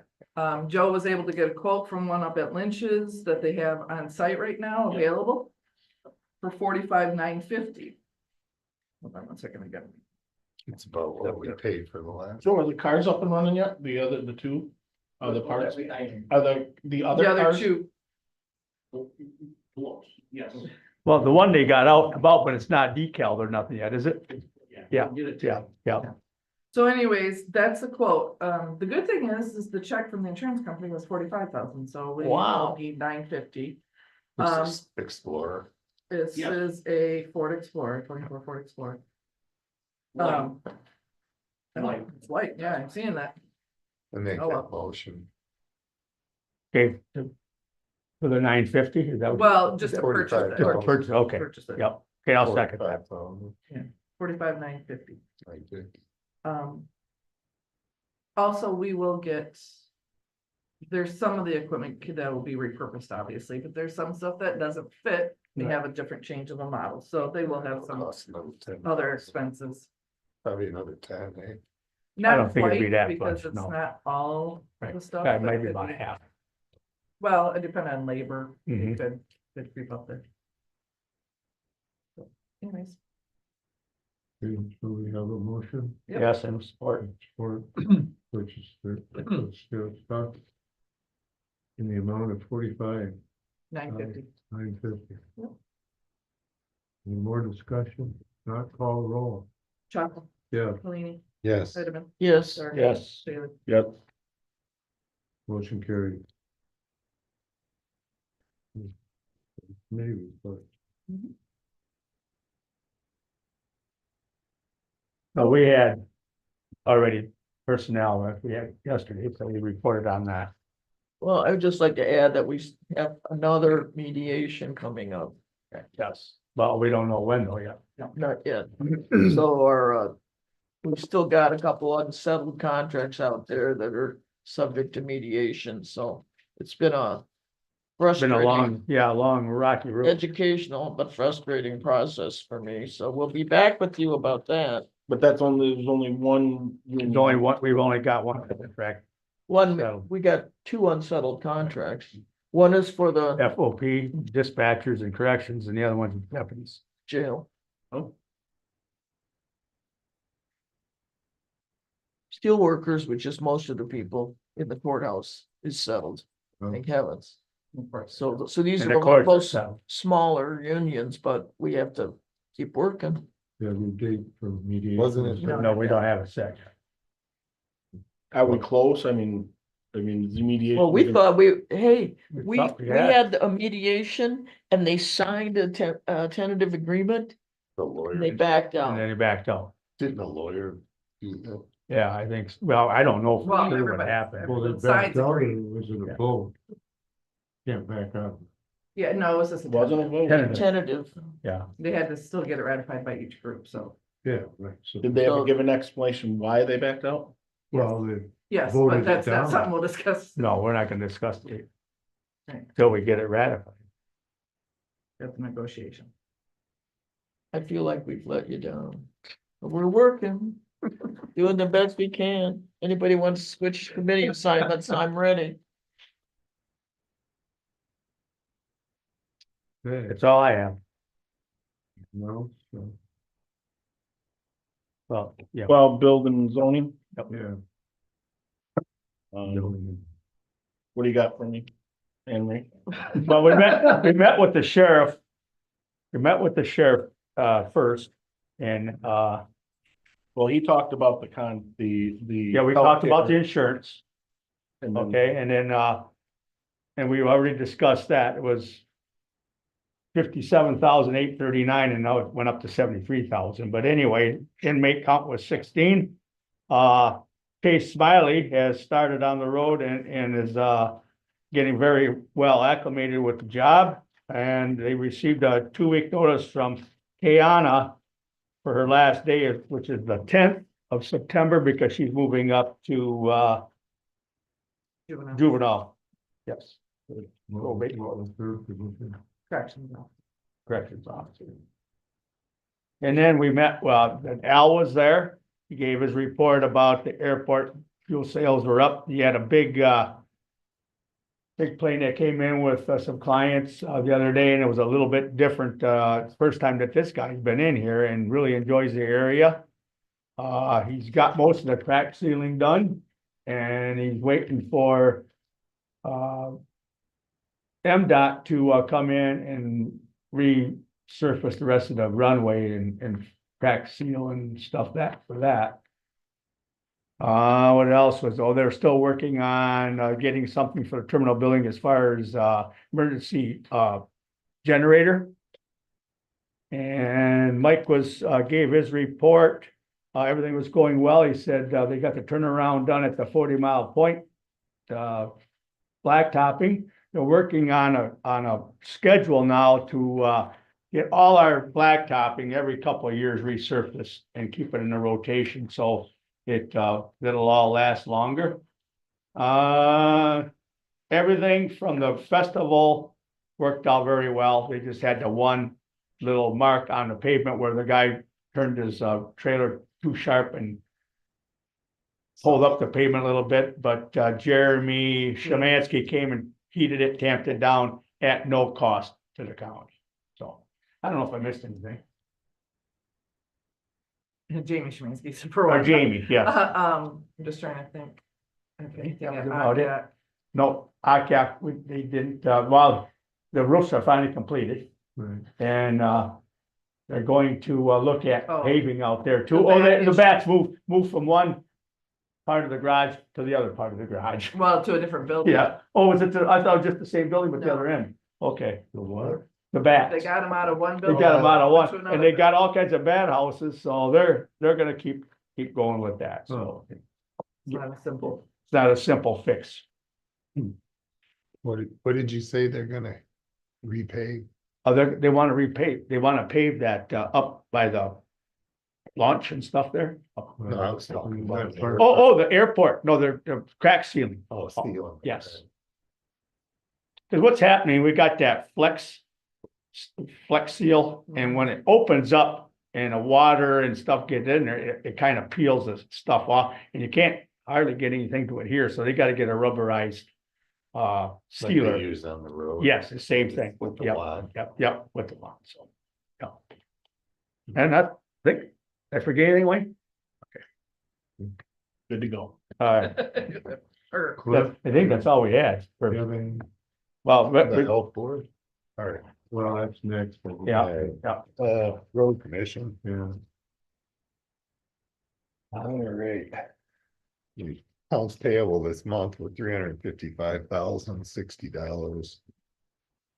They purchased a new truck, or not a new truck, another truck, 2019 for a supervisor. oh, pickup, Yeah, pickup truck. They adopted a resolution. Road commission did.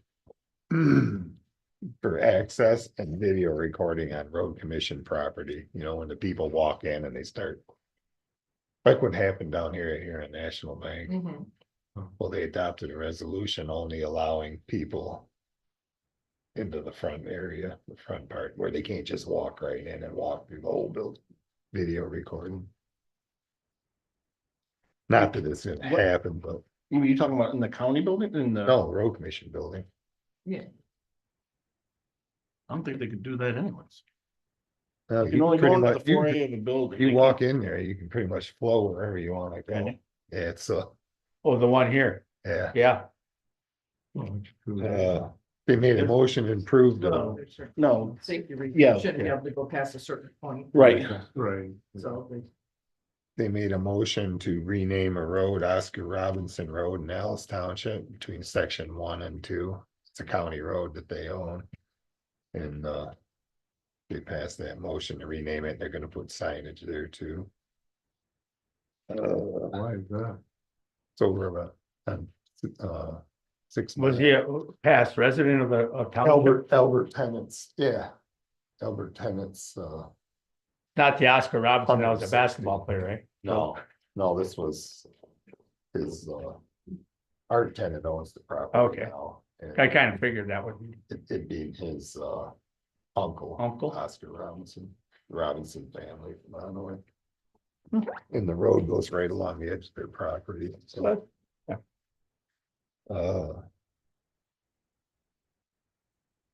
Bid.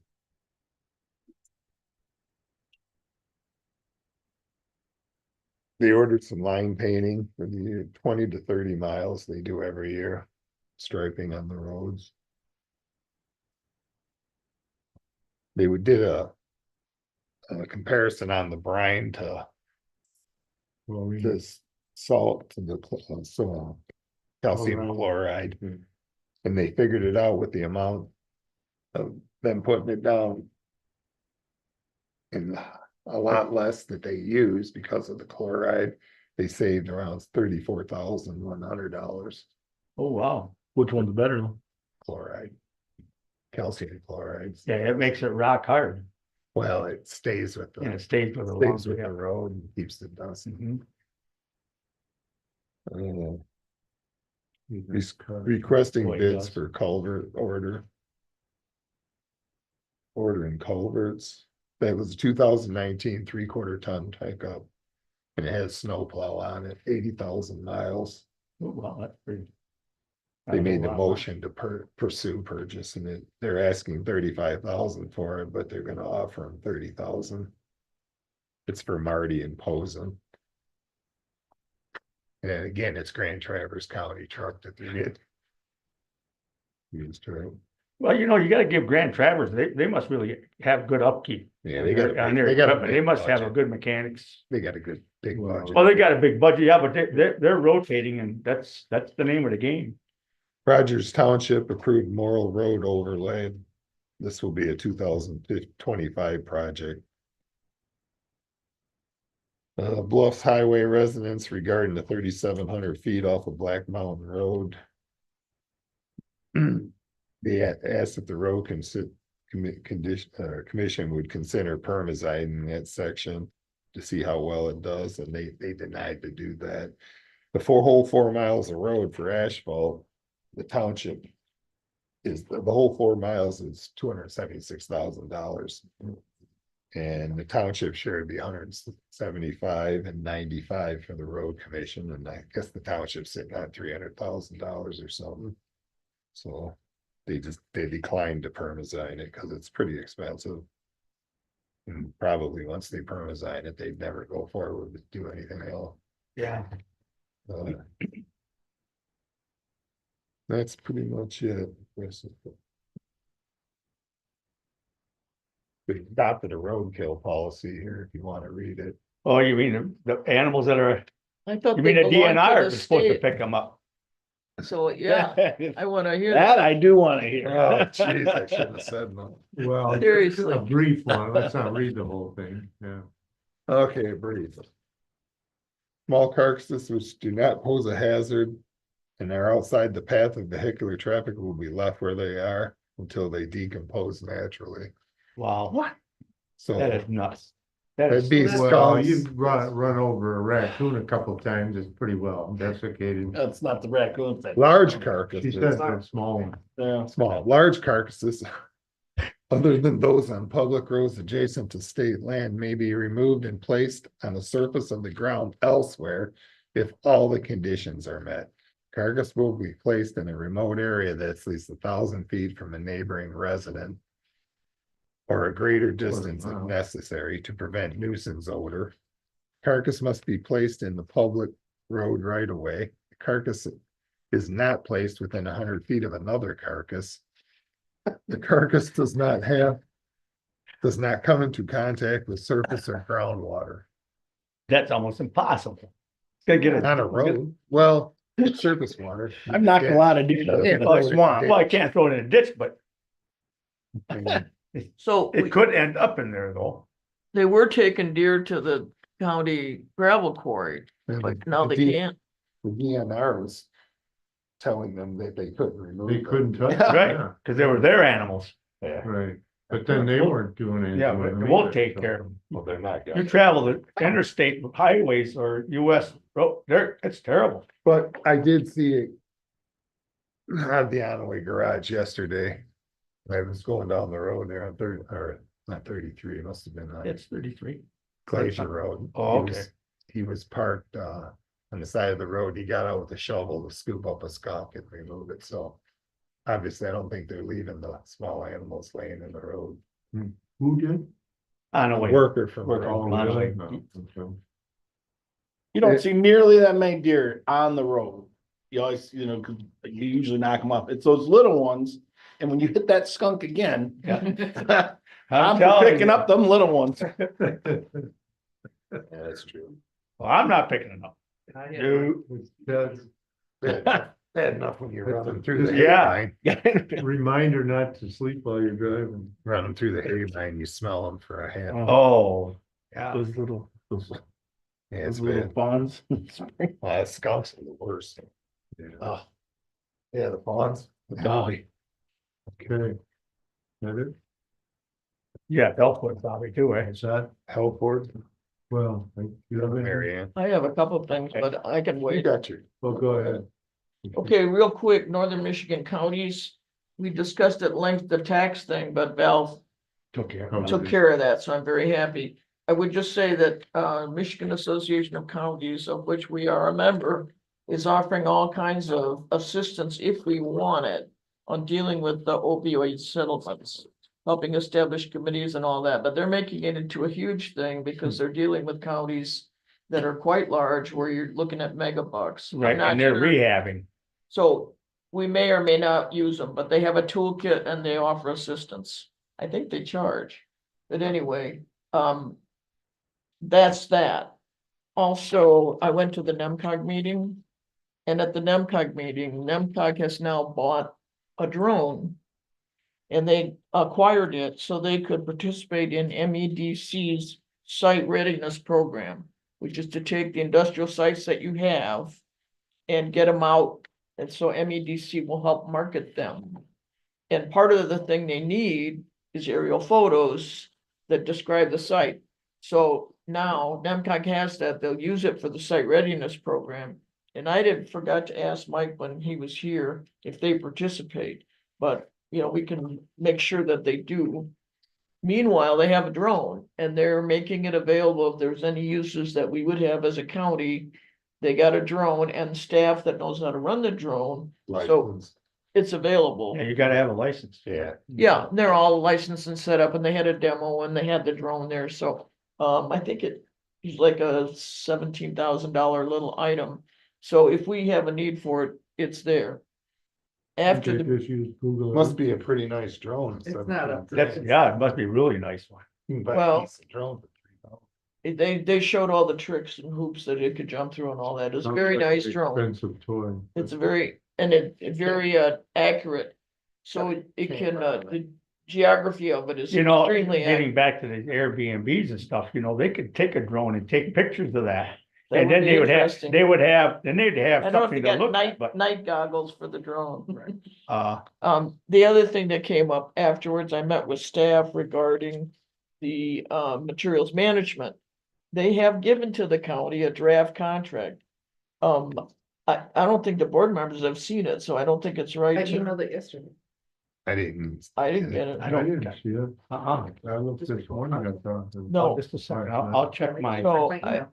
I don't think it's a draft, okay? So I think we need to have it, Or is it just a? it's, project? they've No, got I four don't- counties I don't that have are it. doing single county plans. But they I said got the we could, agenda. we might want to customize it, and I think we do want to customize it, but not till all the board members get a copy to look at. I did So print a it's- copy it's- too at your desk. Well, yeah, but we I- need to have it, I need to study it. It's not county specific then, it's a prototype. no, they wrote it up for us, but they use their standard. But for example, they don't have, a time period in there to say the plan has to be done within X number of years. I personally would like that. Yeah. So there's things that we should look at Right. to make sure it fits. Mhm. So I just want to make sure that we get it, because I'm sorry, Anne Marie.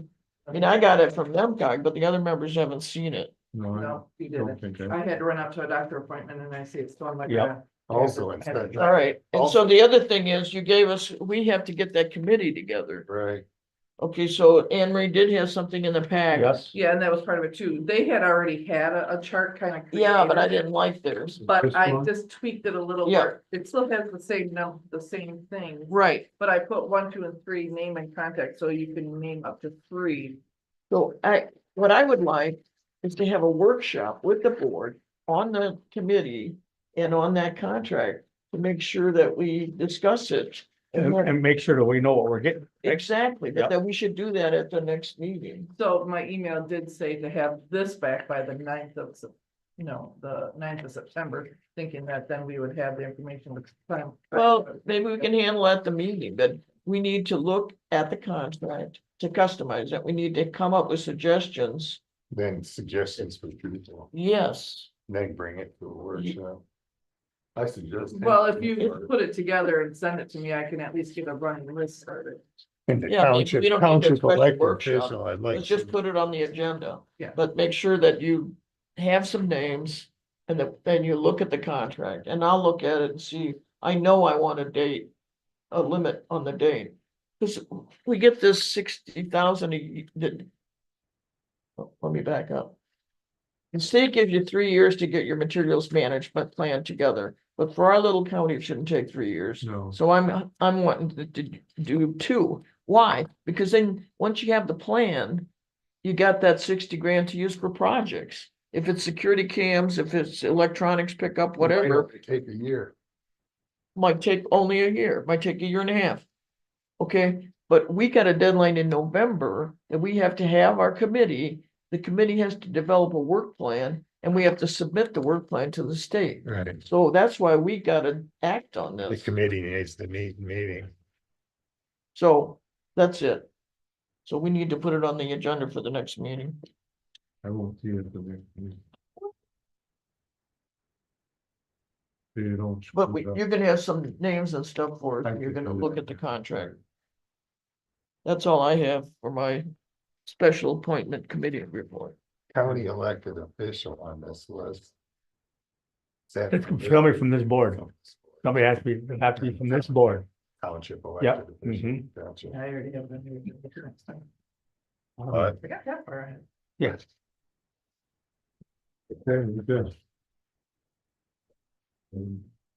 Special appointment committee. Well, I could just, a little brief, recycling, I made my rounds again and, the people still aren't breaking their cardboard down. I never have. It's ridiculous, and then they wonder why. And Chris can attest to it, I mean, we got, we're calling it twice a week and we still have Really? problems with, Really? yeah, well, they just, I took pictures this last year, a couple days ago, and I don't know what we've got to do. It's just people. We're losing the locks on the containers to begin with. We don't know what's happened to the locks. The roofs. They replaced them 3 times, How about the roofs are destroyed? or 2 of those. The plastic roofs on the ones in Allis Township. Are Well, yeah, the destroyed. green ones are really weak. Yeah, and once that rod breaks, The you blue can't, ones. the green one, well, here are the green ones. I was talking about the ones in Allis. Well, yeah, you got the ones with the bigger opening, yeah, There's a slide door and I had a lock on it when I was there and now the yeah, I don't know how these people Gone. must be cutting them off. locks are gone. and You the talking doors are about gone. down here at the transfer Oh. station? Our whole. So those program. all have locks. When I was there day before yesterday, there's like 4 or 5 of them without them again. Oh, okay. But they have but locks, is when- what you're saying. Yes, he's replaced them 3 or 4, 2 or 3 times. And the deal with having the big roof locked is so they don't throw boxes. Correct. They gotta Right. break They have it to down. break They gotta Oh, break they them gotta down. open it Big. But they're opening this and they're putting boxes in there. And you know, if you have a box, an Amazon box this big, you just took up 4 or 5 square feet and there's nothing there. Well, So you got 4 or 5 of those dumpsters full. Well, that's, yeah. Yeah, The plastic's no different if you don't collapse the No, plastic there is. jugs. we got more problem with the cardboard, though. Yeah. It's not Yeah, the the plastic. boxes are, the Amazon boxes are just, Yep, but I'm sure it's happening every place. But I mean, there's gotta be a way to, Oh, it's happening. I don't know how you tell people to break them down. You could stack a lot of No, cardboard yeah. in a container. Probably cut them in half. roll Oh my it both God, ways. I mean, That's no, just- so- Look Yeah, at, no, and it's almost full. Not to mention that you're paying every time they come in and empty it. It's not Yeah, right. because we're scheduled now after Labor Day to go back to the one hall. So I'm thinking we're just gonna wait till, like September 13th be the last haul. So, you know, I would just have to say, there's nothing out there at any of the sites that says thou shalt break your box down. We're relying on common sense, which is clearly not gonna I don't apply. have to look. But there's nothing out there that says, no. we will beat your head if you don't break your box down. There's, So, we get big signs at ours. I'll have to look at it. See if so it's- part of the deal with this, money with the materials management is whatever educational, whatever regulatory, whatever surveillance needs there are to get people to do it right. There's already a camera there. Yeah, but Yeah, I we've don't got know them if they're here taking now. the lock, if they're figuring out to take the locks off, these people are not gonna read a sign to break it down. I mean, I Right. can't believe what's Right. going on with these Chris, is locks. there signs on the containers? There's items containers just for a separation of material. Right, it doesn't say to break them down.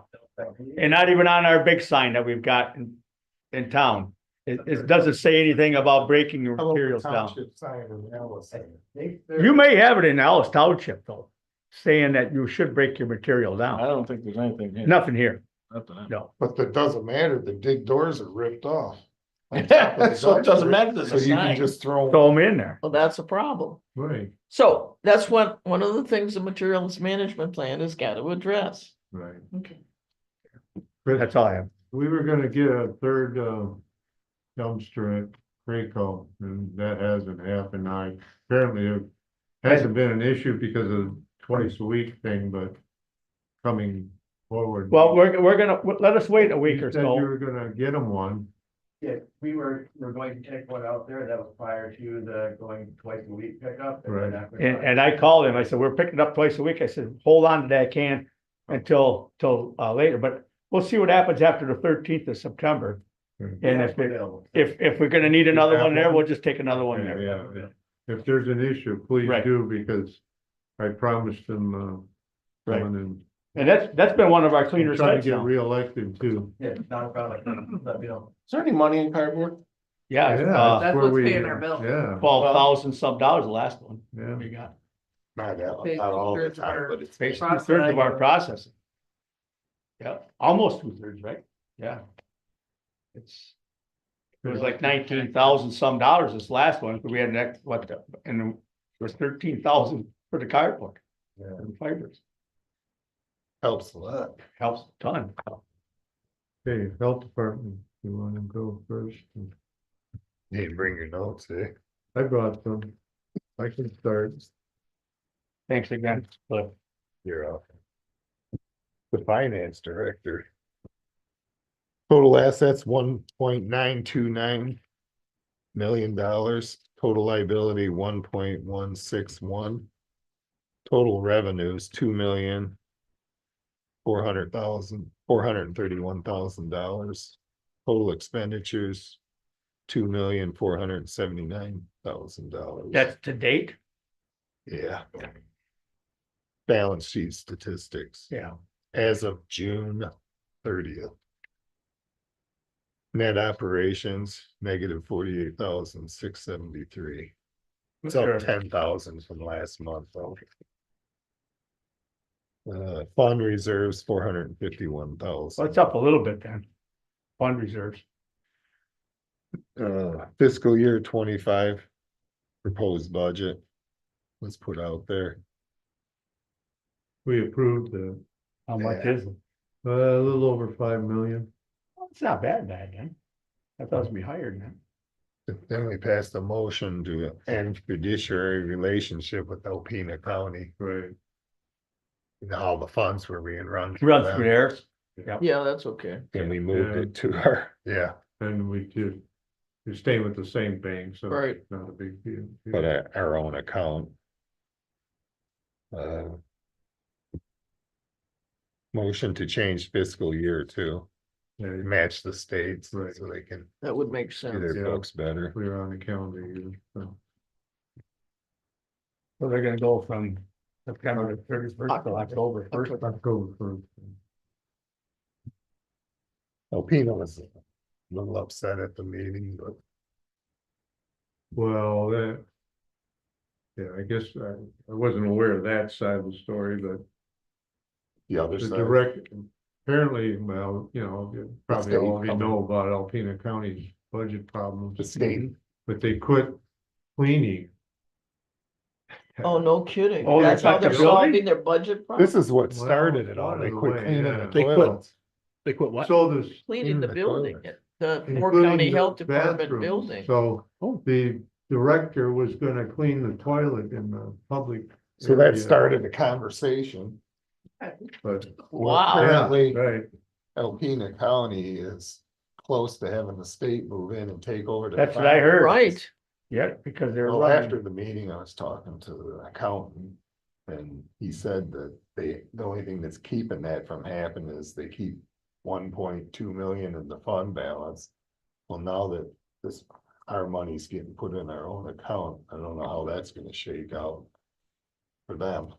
Maybe we'll end up being the fiduciary for the Fort County. We don't Health. want that.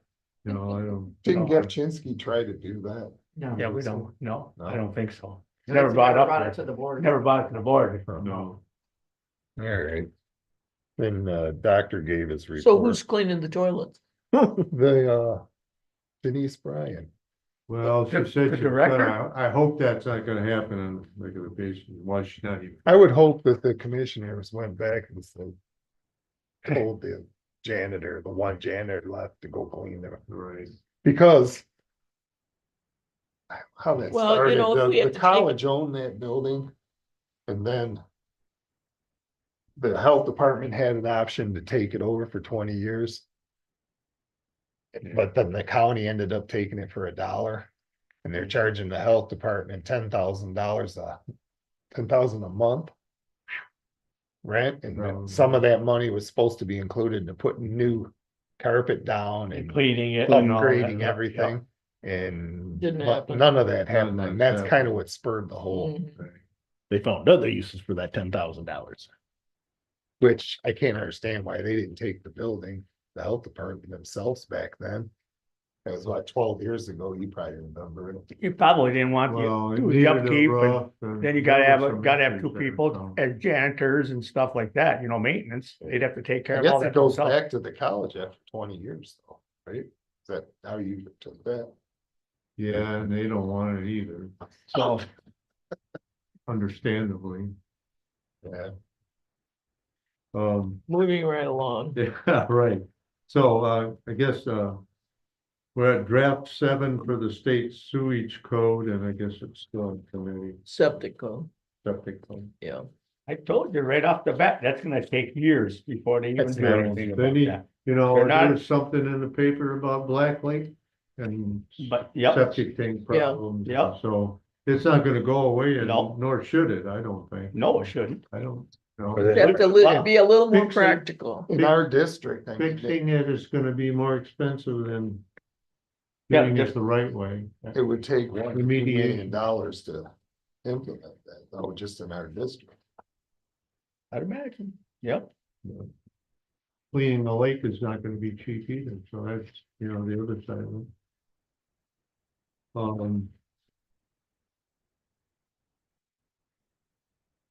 We have a higher rate of Hep C Oh, for some reason.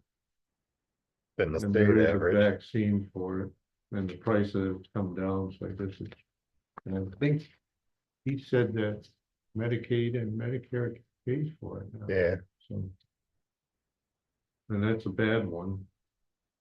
And if it's liver Right. cancer and this stuff. county's got better insurance than Medicare and Medicaid.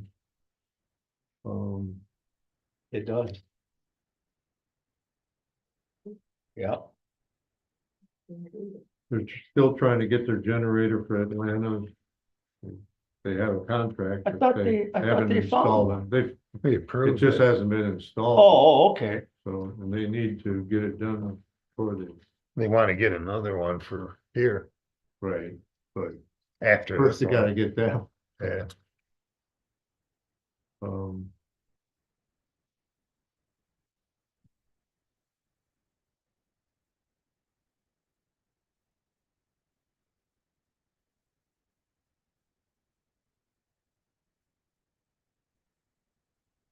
Yes, we talked about maintenance issues. Did there. they still got their RN yet? yeah, he's there. Yeah, he was at the meeting. But they need one in Sheboygan. Yeah, I don't know how I they think keep that's- anybody there, the wages. The IT guy. Well- Say he gets $22,000 a year. Oh, that big guy? No, that's the skinny guy. Yeah. No, that's the big guy, Jerry. He's, No, Jerry Hillis, he's the He's a- finance, That's 22 but the other guy is like, Madrinsky, 22 Oh. bucks an or hour. Mashinsky, he's the emergency guy. emergency guy, that's what he is. That's He works, basically yeah. all of it.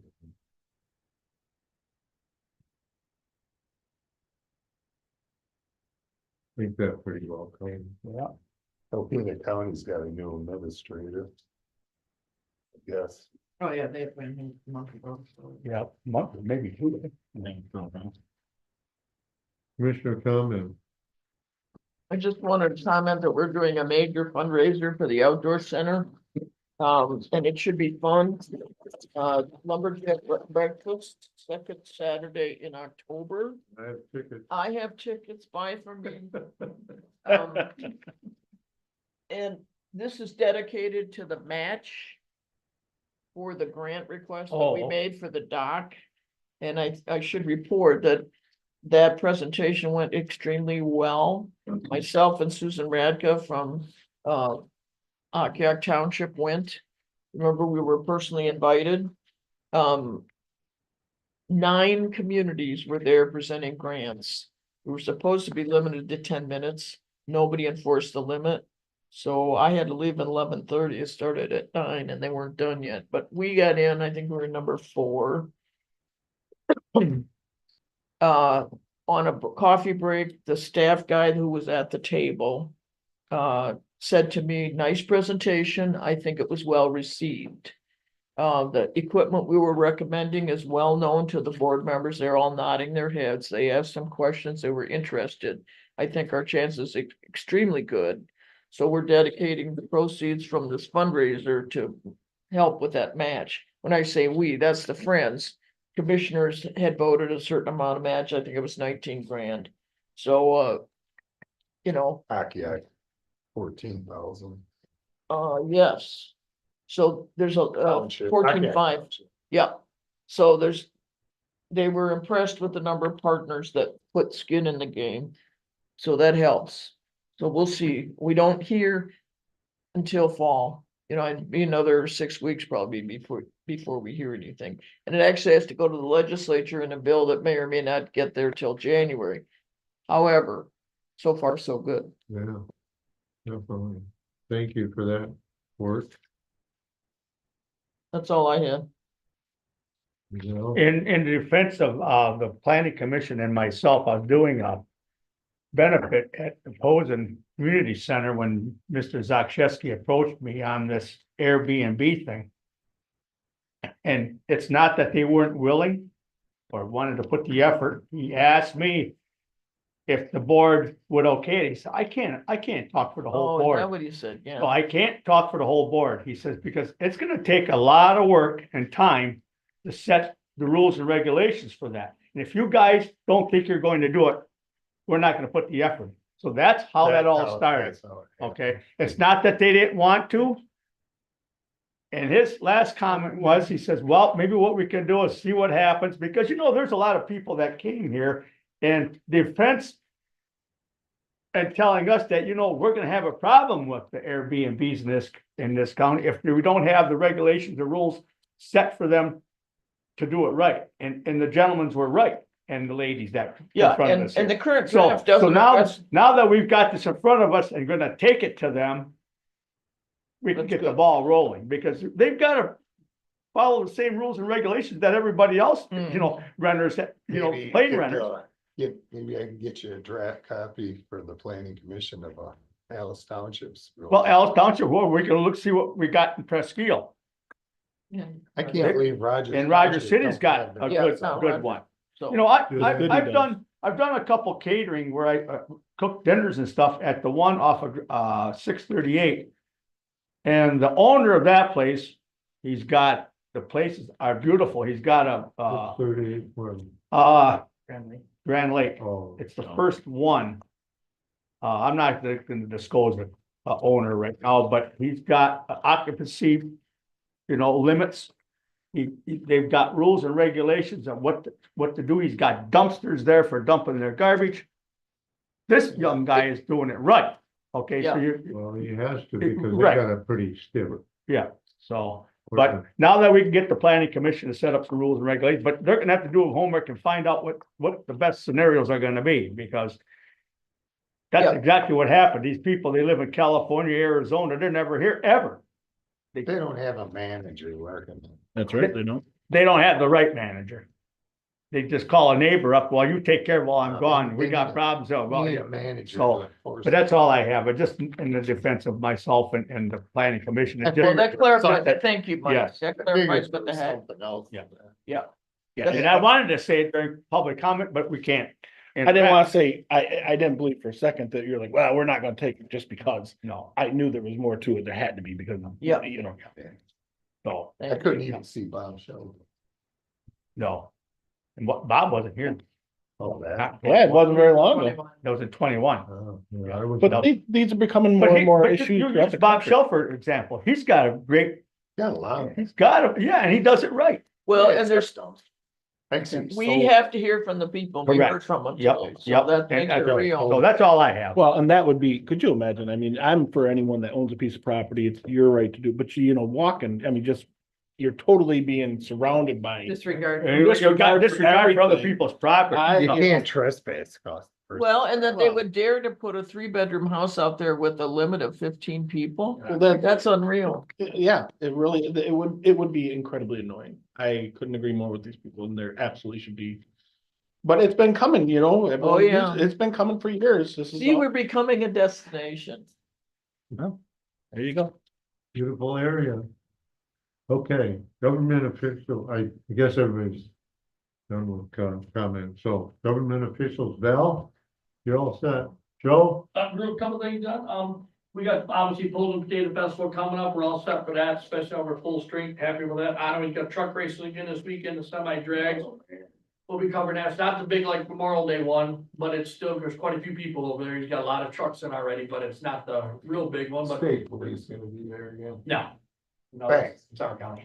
And, they don't need to be there. Millersburg this weekend, their homecoming festivals, all day tomorrow parade, bump and run on Sunday. So we got coverage Music for that. tonight.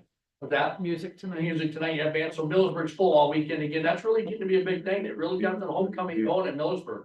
So if you haven't been out there for that, I tell our commissioner, I recommend take a ride out Millersburg this weekend and give them a little support. I'll be in the parade. You're being a great, John. All right, me too. So, but we'll be out there for that. And then, yeah, we'll be hiring a CO. Obviously, you heard that Keanu's gonna work, go to the juvenile center. And then, September 16th, I'm gonna be off again. They're gonna recut my left leg off this time and put it back together.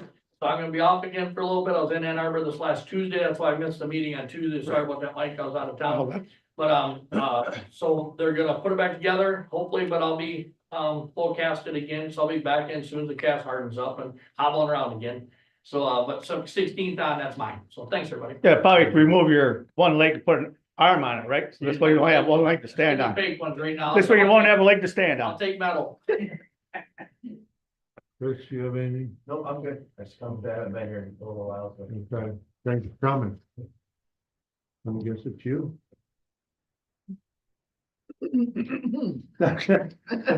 I'm out of practice, apparently. I gave a report after the elections on the last one. I don't think there was anything. Right. So I didn't get the statistics yet, though, from the state. I'm kind of bummed I don't have those yet to give. Oh, where for the- we ranked in the number of Yeah. for the voting. But I had attended a conference in between time, and by just talking to different clerks, we definitely had better than a lot. State average. Well, then a lot of the counties surrounding us and stuff like that, so I am, and we'll continue to, encourage people to take advantage of it. Especially November coming up, you don't know the weather, because what Right. happened again Correct. down in St. Joe and all those guys with the tornadoes. Again, for the third election in a row, so, No Yeah. excuse anymore. Right, and for the people in Rogers City, being as we can't vote at the high school, it Well, took a they- little load off for the November election here, so. and they still had good turnout, even though we Yep. had festival week. Yep. So, like I said, people are starting to take advantage of it, encourage it. I don't know if everybody's all set for workers. I think they are, but I may or may not have to have another class. I won't advertise it too much because usually it's just for a handful of people, but I was invited along with the city clerk to the school to address the civics class. So I'm looking forward to that. I mean, I had planned on it in 2020. Right after the presidential election and right as COVID hit. We're gonna do that. All three I had lined up. This time it's just Rogers City, so maybe it'll move into something to get the youth Involved, educated, Yeah. properly Involved, yeah. educated. and involved. Excellent, excellent. And not to bring in any side of anything, but just how the machines work, what works, and how they can get involved starting at a younger age. That's good, Because they can be workers starting Yeah. at 17. great. So we want to start getting them educated and interested. Involved, yes. Other than Excellent. that, we'll be starting up with the audit in a couple weeks. They only scheduled 2 days. I mean, we went from when I started this 4 or 5 days not knowing to then the current was 3 days and they've been skipping out on 2 days. They get so much in advance and stuff that they can pull Yeah. ahead of time and we just kind of got. And kudos to the 2 offices that have been able to get things streamlined and work That's well good. together. That they haven't found too much to yell at us about, so. That's always nice when it's only 2 days because that's. gonna less Very stress at our distracting. office. Right. Who's gonna work the audit? We have some CPA that comes in. We provide all the documents and they just come in, but like I said, we've streamlined things enough that. Oh, I thought you were talking about election audit. Oh, no. There's no audit for the August election that I'm aware of. Not one, unless the state does require, but then I have to have a special person. I no longer can conduct them. As the elected official, so I have to have. Pick clerks out to do it. I'm actually gonna have my staff trained because they gotta take a training online and all that kind of stuff. So when you don't know who it is, it's easier to have someone that you know is not gonna be on, because it could be that clerk. And then you can't have that clerk working. So instead of training 14 or 16 clerks to do it, I'm just gonna have someone else in my office trained. So. I'm at, Pennsylvania. I don't know if John had anything. No, you Okay, know, I had somebody come, he was gonna come in. I provided You in provided your, that, in your yeah. correspondence, there's Yeah, some okay. paperwork with some, Was wondering what that was. yeah, issues that were being pulled out in the community at least. But nothing came to fruition here. That's it. Correspondence? And other than what, like I said, the stuff that John provided, and nothing else. Motion for payroll. What? Support. The motion for the payroll. Cleany, Yes. Heidemann, Yes. Durga, Yes. Sealy, Yes. Chapa. Yeah. Okay, motion adjourned till September 12th, 7 PM. Subject to call the chair. Even though you're not gonna be here. Those just sitting Support. Thank you. Motion Mike? support to adjourn. Yeah, All I'll in take those. favor? Oh, Aye. Aye. We're adjourned. those are Mike Mallar's? Yeah. Yeah. That's the name. Unplug us. For just the case of it. Yeah. Where's the stoplight? I just think Jim's got a thing about it.